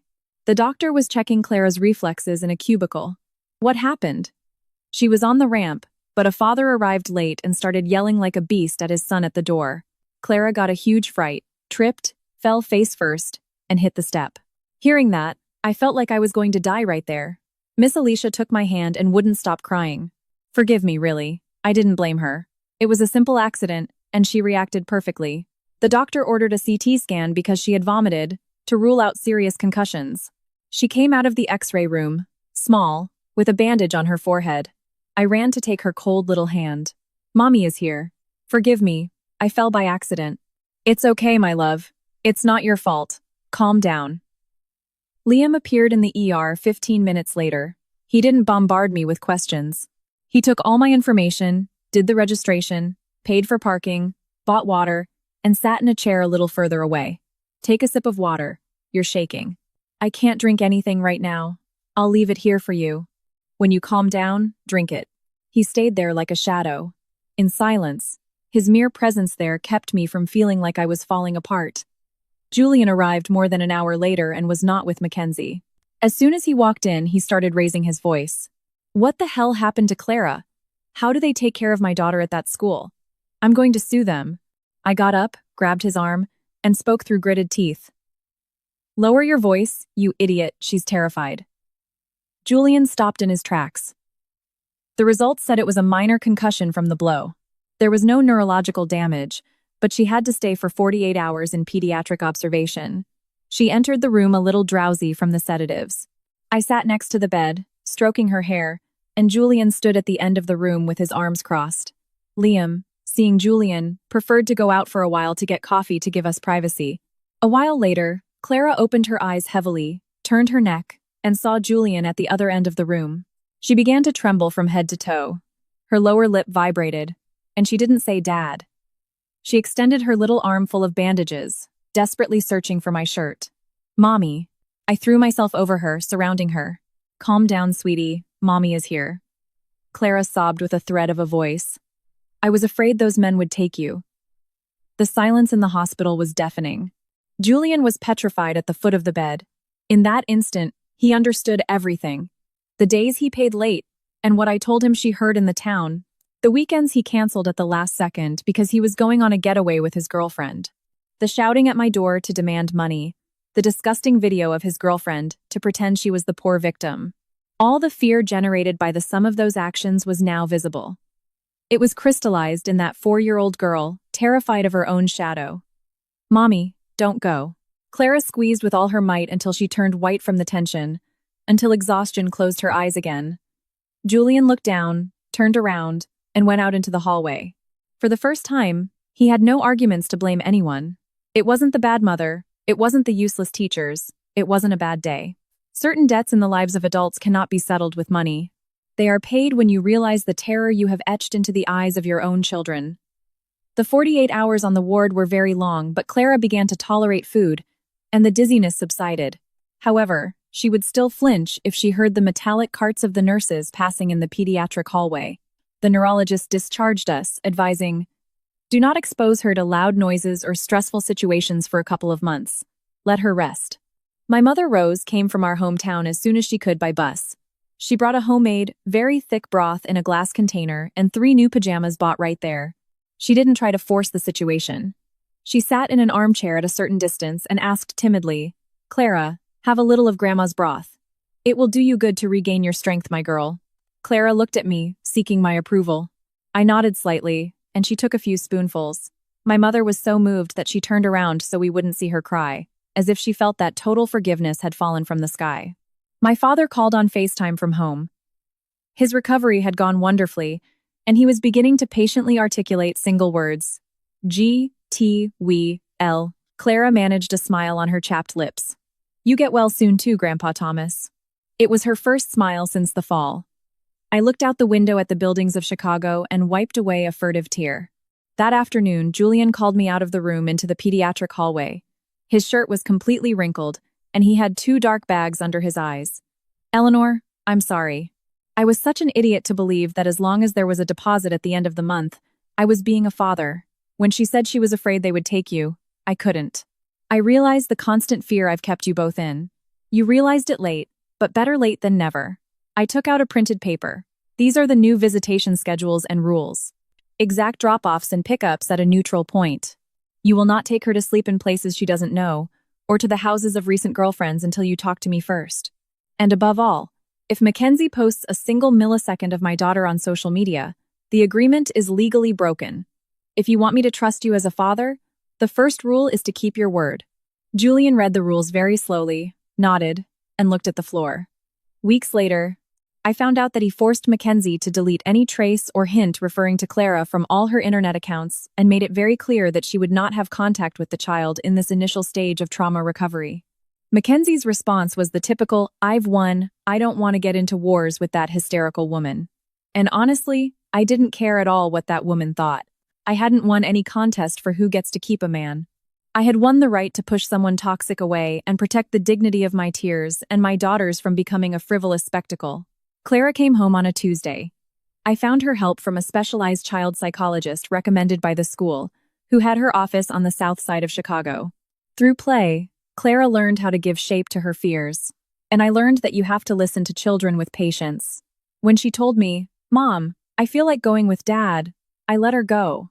I never forced her to go to the park with him if she didn't want to, and I didn't stop her from seeing him when she asked to. Healing a child's heart is not about forcibly erasing the one who hurt them from their mind. It's about building the certainty for that child that she, in herself, will always be safe and loved, unconditionally. A year later, Brenda summoned me to the Central Human Resources office. The company was going to open a huge robotic logistics warehouse in a nearby state and wanted me to be the supervisor of the initial administrative team. "I would like you to lead this new shift, Eleanor. The salary is $4,500 a month, plus performance bonuses and better benefits." The offer excited me, but I was worried about changing apartments, neighborhoods, and finding a new school. A promotion is great, but I have to think about the changes for the child. Brenda adjusted her glasses. "Eleanor, having stability doesn't mean getting stuck in the fear of moving forward. The best stability for a child is knowing that wherever she is, she has her mother standing tall, and that her mother will always come home." I accepted the offer. That night, I prepared a surprise for Clara. "Clara, do you think it would be cool to have a room with a wall just for you to paint on?" Clara nodded enthusiastically. "And a new bed for the rabbit?" In a few weeks, we moved and went to a 400 square foot apartment near our work. It wasn't a palace, but it was white, spacious, had a large window, and above all, a whole table dedicated to her school crafts. On the afternoon of the move, my mother drove over. She brought me peppers from the garden, tomatoes, and a pot overflowing with fresh basil. She asked me with great tact, "Do you mind if I put the basil on your terrace or at the entrance if that's okay with you?" I answered with a half smile. "Yes, Mom. Leave it there where it gets good sun." That small act of consulting me confirmed that her respect for boundaries was still alive. Clara couldn't stop running around the open-plan living room. "Mom, look, there are no more leaks like in the old house." I hugged her and kissed the top of her head. "No, sweetie. In this place, no one kicks us out or gets us wet with rain anymore." I became the primary warehouse manager months later. Sharon and I began to respect each other as inseparable partners in accounting struggles, and Brenda, although still as tough, would occasionally ask for operational advice on my department. Ethan, the scoundrel of a brother, sold his phone and worked extra shifts as a duct installer, slowly paying off each of the usurious arrears. My mother never gave him another dollar behind my back. As she herself said, "You do the crime, you do the time. That's how you learn what life is, boy." I had given him a chance. It wasn't blind trust all at once, but the door wasn't completely closed. My father, in his physical recovery, had a hard time constructing complete sentences, but one Sunday he visited us, took my hand on the vinyl tablecloth, and said without much stuttering, "Eleanor, eat together." I had to bite my lips and quickly wipe my tears. Liam remained firm and calm in his place, always respecting our rhythms, and letting Clara continue to set her own pace without my impositions. One November afternoon, leaning on the railing of my terrace and watching the sunset, he asked me in a low voice, "Would it be okay with you if in this new stage, I continued to be by your side a little more seriously?" I looked him straight in the eye and answered with complete honesty, "Liam, I no longer need heroes or people who come to fix my misfortunes. I need someone who loves me, who respects my daughter, and who never assumes that by supporting me, my voice and my decisions take a back seat." Liam nodded without a moment's hesitation. "Understood. I'll stay by your side, knowing my role well, without trying to change yours." Clara still called him Uncle Liam. It wasn't necessary to erase anything in a flash to add new color. Last week, she came home from school with a huge drawing. The two of us were at the table cooking, Grandma Rose in the corner, and under the new pot on the terrace, Liam. Far away, she drew the father of the family behind the fence, with whom she now spent some afternoons, but around whom the universe of her childhood fears no longer revolved. I thought for a very bitter time that the day a wedding collapsed meant crawling in absolute pity. Over the years, I have found that the greatest failure is not in picking up the papers in a courthouse or in scrubbing dirty pans at 5 a.m. to feed a child. The real tragedy is when a person, for fear of social ridicule or lack of money, indefinitely allows those who broke them to continue controlling the thermostat of their personal happiness, snatching away their resources, their voice, their role as a mother, and their most valuable tools.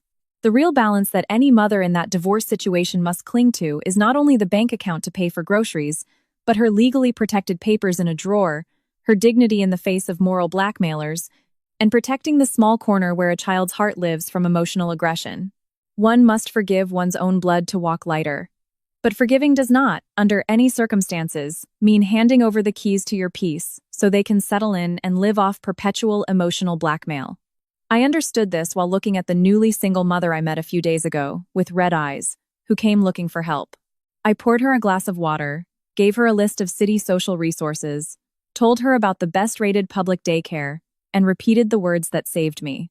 You don't have to start from scratch on your own. You are the result of much patience, of all the sleepless nights, and you come out armed with an inexhaustible resilience for your child. You see, you've just arrived at your real beginning. And honestly, that's the true starting line, which is very different. I returned to my apartment, a potted hydrangea in the middle of my small oasis, the smell of Grandma's pot roast, the children's drawings on recycled paper, and the brutal certainty that no one else's hurricane had permission to drench us anymore.